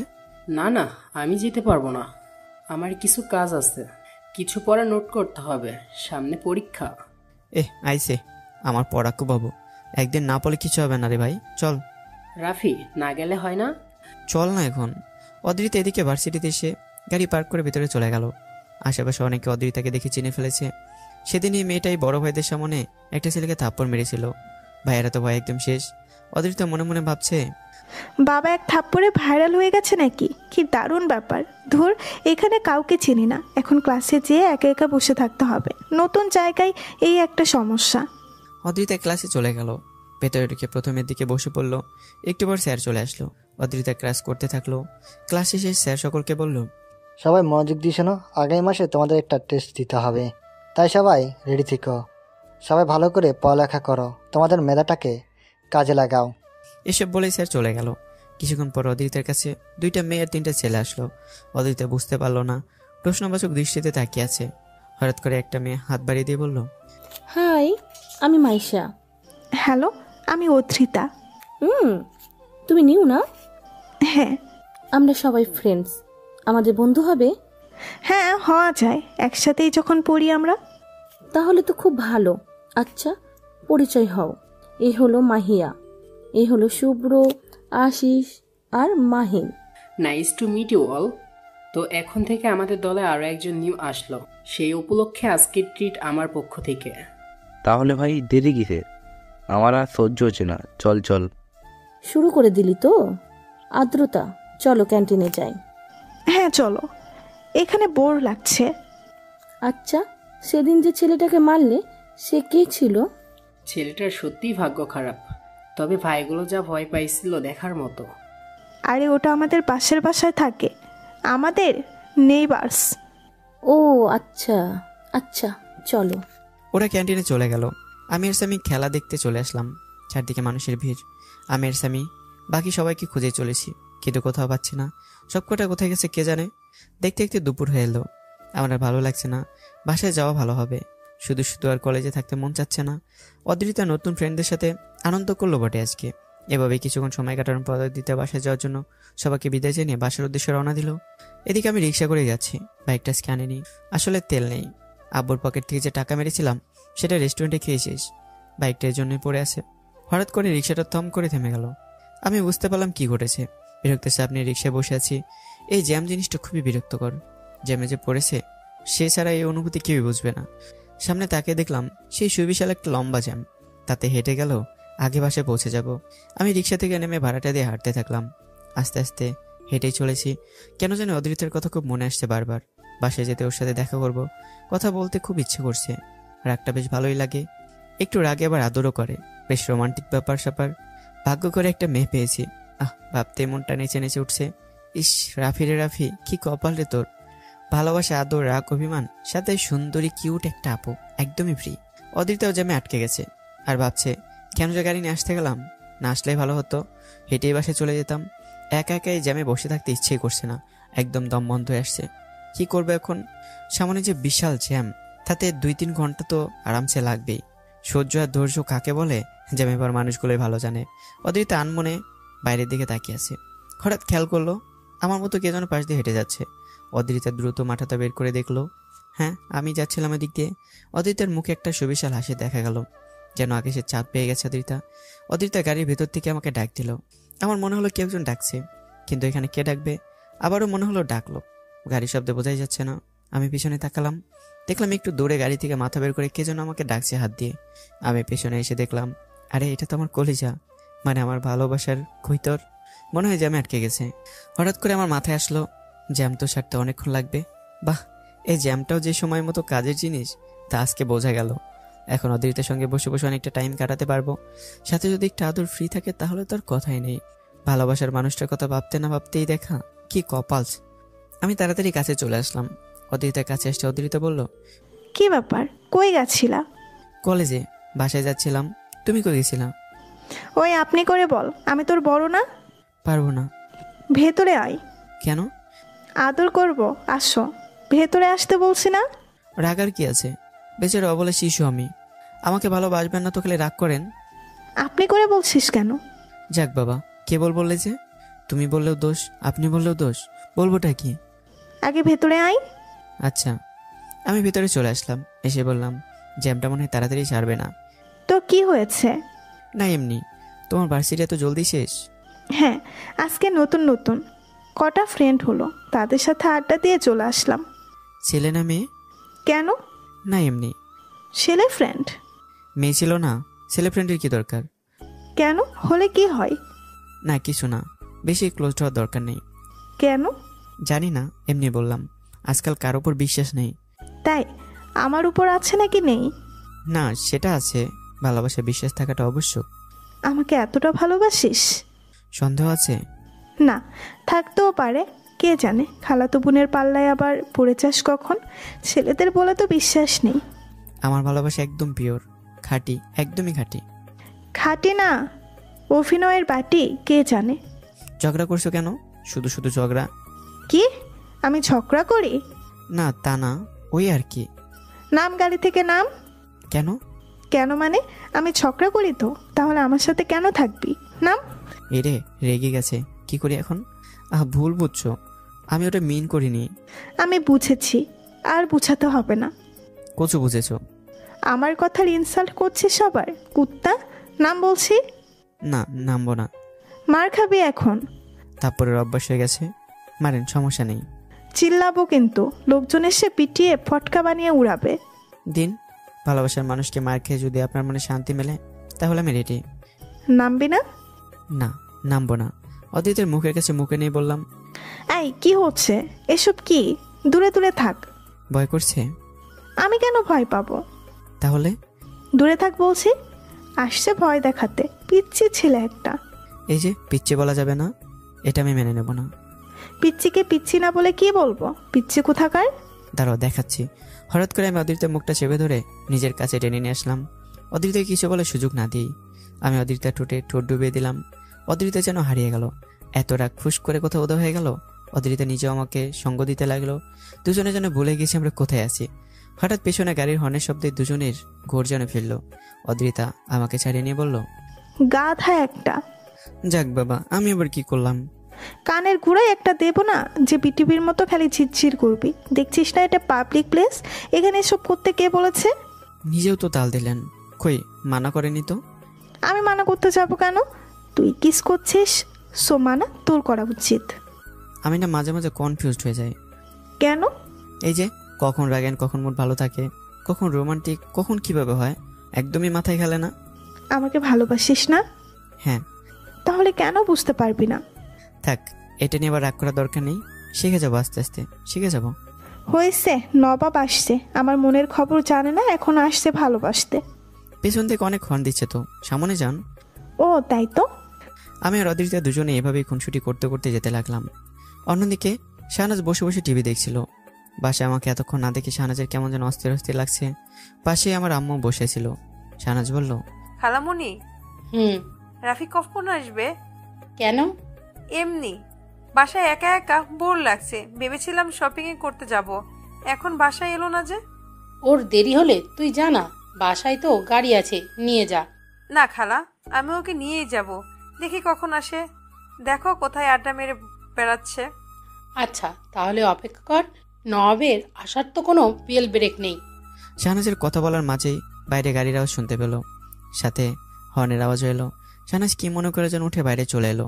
বাইরে এসে শাহনাজ অবাক হয়ে গেল। রাফি ওই গাড়িতে কি করছে? আর ওই মেয়েটার সাথে রাফি? কতবার মানা করলাম, দাঁড়া আজকে দেখাচ্ছে। মেয়েটাকে অপমান না করলে ঠিক হবে না, আজকে এমন অপমান করব না। শাহনাজ সোজা বাইরে রাস্তার একপাশে চলে এলো। গাড়ির কাছে এসে দেখলো আমি অদ্রিতার সঙ্গে হাসাহাসি করছি। দুজনে এত কাছে বসে কথা বলছি, যেটা দেখে শাহনাজের আরো রাগ উঠে এলো। শাহনাজ বাইরে গাড়ির গ্লাসে টোকা দিল। আমি তাকে দেখলাম, শাহনাজ বাবা রেগে আছে কেন এত? মুখটা লাল হয়ে আছে। আমি বাইরে আসতে যাব, তখনই অদ্রিতা আমার হাত ধরে আটকে দিল। অদ্রিতা মনে মনে ভীষণ জেলাস। চলে আসছে শাকচুন্নি, একটু কথা বলার সময় দেয় না। এটা বোন নাকি জল্লাদ? এভাবে কেউ পেছনে লেগে থাকে? প্রেমের 12টা বাজিয়ে দিল, খালি অসময়ে এন্ট্রি নেই। শাহনাজ দেখলো অদ্রিতা আমাকে আসতে দিচ্ছে না। অদ্রিতার উপর ভীষণ রাগ হচ্ছে এখন। শাহনাজ চেঁচিয়ে বলল, রাফি এক্ষুনি বাইরে আসবি।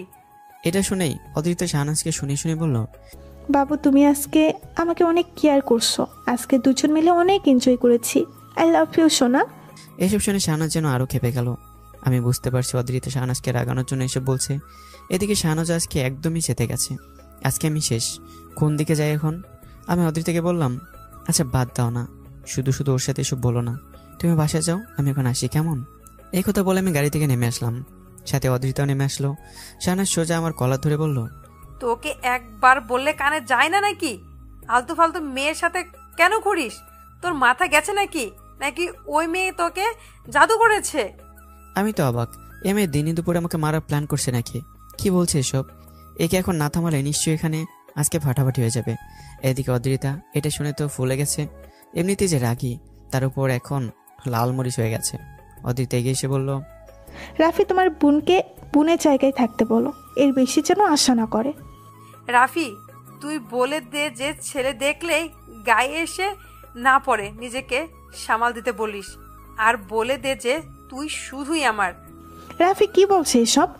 ওকে বলে দাও যে আমাদের মধ্যে কি চলছে, আমরা একে অপরকে ভালোবাসি, আমাদের ভালোবাসার মাঝে যেন কেউ না আসে, না হলে আমি কিন্তু সহ্য করব না। এদিকে তো আমি মাইনকে চেপে শেষ। দুদিক থেকে দুজন কি শুরু করছে। এখন তো দেখছি মারামারি আবার লেগে যাবে। কি করবে এখন? দুজনের চিল্লাচিল্লিতে দুদিকের বাসা থেকে সবাই বেরিয়ে আসলো। এদের কাণ্ড থেকে সবাই অবাক। শাহনাজ অদিতের সামনে এসে বলল, তোমার সমস্যা কি? বলছি না রাফির থেকে দূরে থাকবে। এটা আমার না, তোমার সমস্যা।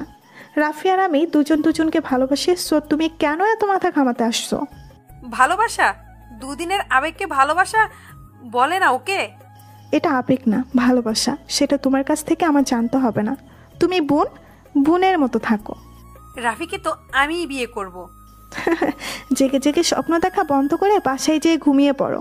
স্বপ্ন না সত্যি সেটা তো আমি বুঝিয়ে দেব। আজকেই বিয়ে করব, তোমার চোখের সামনে, পারলে আটকে দেখাও। আমি চ্যালেঞ্জ নিতে একদম পছন্দ করি না, আর যদি একবার নিয়ে বসে তাহলে সেটাকে আমি কখনো হারি না। তোমার মতো মেয়ে আমার দেখা আছে, কত এলো আর কত গেল। এই অদ্রিতা এক পিস, আমার মতো একটাও পাবে না, আর প্রমাণও করে দেবো আজকে। দেখার জন্য রেডি থেকো। কথা বলে অদ্রিতা আমার হাত ধরে টেনে গাড়িতে উঠালো, নিজেও চড়ে বসলো। গাড়িটা স্পিডে ব্যাক করে সোজা টান দিল। আমি তো হয়ে আছি, সকলের সামনে যেন ঝড় বয়ে গেল। কি হলো এতক্ষণ? আমি তো শেষ। বাসায় গেলে তো জুতা পেটা করবে রে। আর এখনই বা কোথায় যাচ্ছ? আমি অদিতির দিকে তাকালাম। ও শরীরে যেন আগুন জ্বলছে, সাপের মতো ফুসফুস করছে রাগে, মুখ লাল হয়ে আছে, ঘন ঘন নিঃশ্বাস নিচ্ছে। আমি কিছু বলার সাহস পাচ্ছি না, চুপ করে বসে আছে। শাহনাজ এদিকে আম্মুকে ডেকে বলল, খালামণি দেখছো মেয়েটা কি বললো এসব? আবার রাফিকে নিয়ে চলে গেল কোথায়? তুমি কিছুই বলবে না? শাহনাজ, কি এসব? বাসার বাইরে এসব কি শুরু করেছিস তোরা? ভেতরে আয় বলছি, মান সম্মান কিছুই রাখলি না। শাহনাজ, যা কথা বলার তা বাসায় এসে বলা যাবে, এখন ভেতরে এসো। খালামণি, আমি কিন্তু এসব মানতে পারবো না। আমি কিছু একটা করে বসবো। আজকেই রাফিকে সিদ্ধান্ত নিতে বলো, আমি আর কিছুই শুনতে চাই না। অদ্রিতার আম্মু আর আব্বু ভেতরে চলে গেল। বাসা ঢুকে অদ্রিতার আব্বু বলল, কি হচ্ছে এসব? নতুন এসেছি, মেয়েটা কি শুরু করেছে এসব? আমার তো ভীষণ ভয় হচ্ছে। সে তো আমারও হচ্ছে। তোমার মেয়ে যে রাগী, কখনো নিজের রাগকে সামলাতে পারে না। এখন কি থেকে কি করে বসে কে জানে। আদ্রিতা ছেলেটাকে নিয়ে এত সিরিয়াস হয়ে গেল, বুঝতে পারলাম না।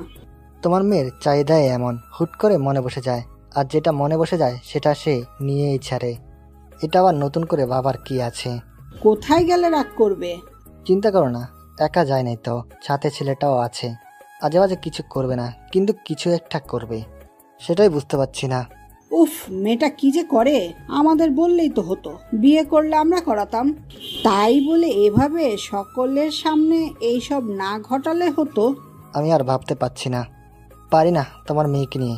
মেয়ে শুধু আমার বুঝি? তুমি আবার শুরু করলে, দূর থাকো তুমি, আমি রুমে গেলাম। বাসায় এসে শাহনাজ ধপ করে সোফায় বসে পড়ল। আম্মু বলল, কি রে শাহনাজ, কি এসব? সকলের সামনে এসব না করলে হতো না? খালামণি, তুমি এসব বলছো? দেখলে না মেয়েটা কি বললো? এতে ভুল কি বলছে? ওরা যদি দুজন দুজনকে আগে থেকেই পছন্দ করে, তাহলে আমরা শত চেষ্টা করেও কিছু করতে তো পারবো না। আম্মু, তুমিও, তোমরা সবাইও মেয়ের পক্ষ নিচ্ছ। আমার কথা একবারও ভাবলে না? শাহনাজ মা আমার, দেখ এসব নিয়ে এখন একদম ভাবিস না। এখন এসব ভেবে কি হবে? রাফির যখন বিয়ে দেই তখন দেখা যাবে, এখন এসব বাদ দে, আমরা আছি তো। আমার তো ওই মেয়েটাকে একদম সহ্য হয় না, কিভাবে রাফির সাথে চিপকে থাকে। এখন কই গেল কে জানে, শয়তানি মেয়ে একটা। এদিকে অদ্রিতা শাসা করে গাড়ি চালাচ্ছে। আমি জড়সড় হয়ে বসে আছি। যে কোনো সময় এই জীবন ত্যাগ করা লাগতে পারে, যে স্পিডে চলছে গাড়ি। আমি আস্তে করে বললাম, অদ্রিতা। সে তো চুপ করে আছে। বলছি কি, থামো না, বসে কথা বলি। দেখো, রাগ করলে তো সব ঠিক হয়ে যাবে না। শুনছো আমার কথা? অদ্রিতা আমার দিকে তাকালো। আমি কিছুটা ভয় পেলাম। অদ্রিতার চোখ লাল হয়ে আছে, চোখ থেকে পানি পড়ছে। এমন রূপ আগে কখনো দেখিনি আমি। অনেকটা দূর চলে এসেছি, কেমন জানি ফাঁকা একটা জায়গা লাগছে। চারদিকে শুধু গাছপালা। দেখে মনে হচ্ছে আশেপাশে কোথাও নদী থাকতে পারে। আবহাওয়াটা আর পরিবেশটা সেটাই বলছে। ভাবতে না ভাবতে দেখলাম কিছু দূরে নদী। আশেপাশে জায়গাটা আরো কত ফাঁকা লাগছে। আমি দেখলাম অদ্রিতার গাড়ির স্পিড যেন কমার বদলে বেড়েই চলেছে। আমি এবার সত্যি টেনশনে পড়ে গেলাম। সাহস করে আমি হাত দিয়ে গাড়িটা নিজের হাতে নিয়ে অদ্রিতাকে থামতে বললাম। অদ্রিতা কোনো দিকে খেয়ালই করছে না, আমাকে ধাক্কা দিয়ে সরিয়ে দিল। আমি জোর করে অদ্রিতাকে সরিয়ে কোনো মতে গাড়িটা ব্রেক করলাম। সাথে সাথে গাড়ি থেকে চাবি বের করে পিছনে রেখে দিলাম। অদ্রিতা মুহূর্তের মাঝে আমাকে কষে একটা থাপ্পড় মারলো। আমি ব্যথায় টাসকি খেয়ে আছি। অদ্রিতা গাড়ি থেকে নেমে গেল। সামনে কিছু দূরে নদী। আমি মনে মনে নানা দুশ্চিন্তা করতে থাকলাম। যে পরিমাণ রেগে আছে তাতে এই নদীতে না ফেলে দেয়। আমিও দ্রুত নেমে আসলাম। অদ্রিতা রাগ সামলাতে না পেরে জোরে জোরে চিল্লাতে লাগলো। আমি ওর মনের অবস্থাটা বুঝতে পারলাম। আমি পেছন থেকে গিয়ে অদ্রিতাকে জড়িয়ে ধরলাম। অদ্রিতা আমার কাছ থেকে ছাড়িয়ে নিতে চাইল নিজেকে, কিন্তু আমি আরো জোরে অদ্রিতাকে জড়িয়ে ধরলাম। এবার আর অদ্রিতা কিছু বলল না, ফুপে ফুপে কেঁদে চলেছে। আমার মনটাও খারাপ হয়ে গেল। আমি অদ্রিতাকে নিজের বুকের সাথে জড়িয়ে ধরে কানের কাছে মুখ নিয়ে আস্তে করে বললাম, এই পাগলি, কান্না করছো কেন? কি হয়েছে? কিছু না, কথা বলবে না আমার সাথে? এরকম করে আমার খারাপ লাগে, বোঝো না? কচু লাগে। খারাপ লাগলে তখন ওভাবে চুপ করে থাকতে না, কিছু বলতে সবার সামনে। ভালো কি আমি একাই বাসি নাকি? সরি, আর এমনটা হবে না। প্লিজ এভাবে কেঁদো না। আমি তোমাকে সত্যি অনেক ভালোবাসি। তোমাকে ছাড়া আমি অন্য কোনো মেয়ের কথা চিন্তাও করি না, আর হবেও না এমনটা কখনো। আমি তোমাকে অন্য কোনো মেয়ের সঙ্গে দেখতে পারবো না। আমার সহ্য হয় না। তোমাকে ছাড়া আমার চলবে না, বোঝো না সেটা?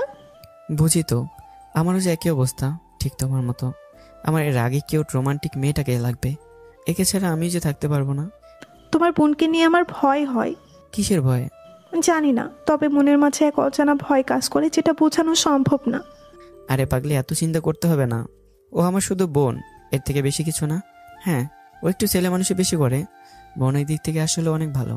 আসলে ছোট থেকে আমার সাথে বড় হয়েছে তো, এভাবে আমার সাথে হঠাৎ অন্য কাউকে দেখে মেনে নিতে পারছে না। সব ঠিক হয়ে যাবে। আমি এত কিছু জানি না, আমি তোমার হতে চাই। মানে? বিয়ে করব। কি বলো, মাথা ঠিক আছে? এখন বিয়ে? হ্যাঁ, আজকেই বিয়ে হবে। কিভাবে? কাজী অফিসে। তারপর? তারপর আর তোমার বোন কিছু করতে পারবে না, না হলে আমিও নিশ্চিন্তে থাকতে পারছি না। বাসা থেকে জানলে আমাকে তো জোটা পেটা করে বাসা থেকে বের করে দেবে। সমস্যা নেই, আমাদের বাসায় থাকবে। যখন বাসার সবার রাগ থেমে যাবে তখন ঠিক হয়ে যাবে। এমন আত্মঘাতী বুদ্ধি আসলো কি করে তোমার মাথায়? এত ফাজলামি না করে বলো, করবে কি না? না হলে আমি কিন্তু আর তোমাকে বিশ্বাস করতে পারবো না। এখানে বিশ্বাসের কি আছে? আমি তোমাকে ভালোবাসি, আর বিয়ে করা বড় কোনো বিষয় না। আমার ইচ্ছে ছিল ধুমধাম করে বিয়েটা হবে, কত এনজয় করব। সেসবের তো কিছুই হবে না। কে বলেছে হবে না? আমরা এখন শুধু জাস্ট কনফার্ম করে রাখবো, তারপর ফ্যামিলি শান্ত হলে তখন অনুষ্ঠান হবে। গাধা একটা। হ্যাঁ, সে ঠিকই বলেছ। অদ্রিতার কান্নাটা অনেকটা কমে গেছে, তবে মাঝে মাঝে নাক টানছে বেচারি। আমার ভালোই লাগছে। পাগলি মেয়ে একটা, ভালোবাসাকে কোনো মতে ছাড়তে রাজি না। আমি অদ্রিতার চুলগুলো আস্তে করে সরিয়ে ঘাড়ে একটা কিস করলাম। অদ্রিতা মুহূর্তের মধ্যে কেঁপে উঠলো, আস্তে করে বলল, কি করছো? আদর করছি। এসব বিয়ের পর হবে, এখন না। তাই? এত কাছে আসতে শিখেছো কখন শুনি? তোমাকে পাবার পর থেকেই যেন পুরুষ পুরুষ ফিলিংসটা চলে এসেছে।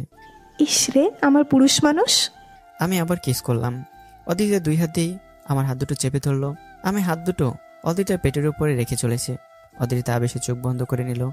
নদীর উজান বাতাস, শরীরে তিক্ত নেশাটা কেমন জানি বাদ মানে না, যেন আরো থেকে আরো কাছে পেতে চায়। পিপাসায় প্রেমালাপ যেন আরো উন্মাদ করে তোলে। আমি অদ্রিতাকে নিজের দিকে ঘুরিয়ে নিলাম। অদ্রিতা আমার চোখের দিকে তাকিয়ে আবার চোখ নিচে নামিয়ে নিল। আমি এক পলক তাকিয়ে আছি। কি সুন্দর টকটকে লাল চেহারা, লজ্জায় যেন ভেঙে পড়েছে সকল চেহারা। অদ্রিতার নিঃশ্বাস অনেক ঘন ঘন পড়ছে, শরীরে তীব্রতা অনুভব করতে পারছি। অদ্রিতার শরীরের উষ্ণতা যেন লোহাকেও গলিয়ে দেবে। আমি অদ্রিতার মুখটা আলতো করে তুললাম। অদ্রিতা বুঝতে পারলো এবার আর আমাকে আটকানো যাবে না। আমার ঠোঁটের উপর স্থায়ী অধিকার জমা হয়ে গেছে, হয়তো এখনই ঝাঁপিয়ে পড়বে। অদ্রিতার ঠোঁটগুলো কেঁপে উঠছে শিহরণে। আমি অদ্রিতার কম্পিত ঠোঁট দেখে অবাক হয়ে গেলাম। কি পরিমাণ নেশা লুকিয়ে থাকে মেয়েদের ঠোঁটে, যেন সাগরের বুকে বেশি ওঠে একগুচ্ছ ঢেউ, যেন আমাকে ডুবে যেতে বলছে। আমি হাত দিয়ে অদ্রিতার কাপা ঠোঁটগুলো আস্তে করে ছুঁয়ে দিলাম। অদ্রিতা সহ্য করতে পারছে না, আমাকে অনুমতির ভাষায় নিজের চোখ বন্ধ করে নিল। আমি বুঝতে পারলাম অদ্রিতা সঙ্গ চাইছে। আমি একটা মুচকে হাসি দিলাম। অদ্রিতাকে আরো নিজের বুকের সাথে চেপে ধরে ঠোঁটে ঠোঁট ডুবিয়ে দিলাম। অদ্রিতা হাত দিয়ে মাথা চেপে ধরে আছে, শরীরে ক্রমশ যেন মাতালে উঠছে। দুজনে হারিয়ে গেলাম গভীর নেশায়। এভাবেই কেটে গেল অনেক সময়। আমি অদ্রিতাকে জড়িয়ে ধরে আছি। অদ্রিতা আমার বুকে মাথা রেখে নিশ্চিন্তে আছে, যেন ওই বুকে জাদু আছে, আলাদা একটা শান্তি আছে। তখন আমি বললাম, বাসায় যাবে না? না। কেন? বিয়ে না করে যাচ্ছি না। বিয়ে করবো তো, প্রস্তুতি না লাগবে না? তুমি তোমার বন্ধুদের ফোন করে আসতে বলো, সবটা বলো ওদের, ওরা সব কিছু ম্যানেজ করে নেবে। হ্যাঁ, সেটা করা যায়। আচ্ছা, একটু পরে করো, এখন এভাবে থাকতে ইচ্ছে করছে আমার। পাগলে একটা, সারা জীবন পড়ে আছে তো। থাক, সারা জীবনেরটা পরে দেখা যাবে, এই মুহূর্তটা তো আর পাবো না। আমি আমার ভালোবাসাকে সব সময় অনুভব করতে চাই। বিয়ের পর আমি কোথায় থাকবো? কেন? না মানে আলাদা থাকবো নাকি একসাথে থাকবো? আলাদা থাকার জন্য বিয়ে করেছো নাকি? না মানে কখনো কোনো মেয়ের সাথে একসাথে থাকিনি তো, তাই কেমন কেমন যেন লাগছে। কুত্তা, আমি মনে হয় থেকেছি। তারপরও তুমি আমার থেকে বড় তো, আমি ছোট না। আইসে আমার ছোট, ঠিক সময় বিয়ে করলে আজকে 2-3টা বাচ্চার বাপ হয়ে যেত। আচ্ছা সমস্যা নেই, বিয়ের পর একটা ফুটবল টিম বানাবো, রেডি থেকো। আমি রেডি। দুজনকে শক্ত করে জড়িয়ে ধরলাম, যেন ভালোবাসা পূর্ণতা পেতে চলেছে। নদীর ঢেউগুলো যেন দুজনের মিলনের খুশিতে ব্যাকুল হয়ে উঠেছে। অদ্রিতা চোখ বুঝে নিল। আমি সামনে নদীটার দিকে তাকিয়ে ভাবলাম, জীবনে এত ভালোবাসার একটা মানুষ পেয়েছি, এর থেকে বেশি আর কি চাই? ভালোবাসা সবার ভাগ্যে জোটে না, এই অমূল্য জিনিসটা আমি পেয়েছি। সারা জীবন পাগলিটাকে আগলে রাখবো, অনেক ভালোবাসবো আমার পাগলিটাকে। এই জীবন তোমার প্রেমে বিলিয়ে দিলাম, কাঠগোলাপের মতো সঙ্গে অনুভূতিগুলো কুড়িয়ে নেব। আমি তোমার হয়ে প্রেম বিলাসী, দগ্ধ কানন ফুলে সুবাস দেব দিন রজনী, প্রেমের পর্দা তুলে। তো বন্ধুরা, গল্পটি এখানেই শেষ করা হলো। কেমন হয়েছে অবশ্যই কমেন্ট করে জানাবে। পরবর্তী গল্পে তৈরি থেকো। আল্লাহ হাফেজ।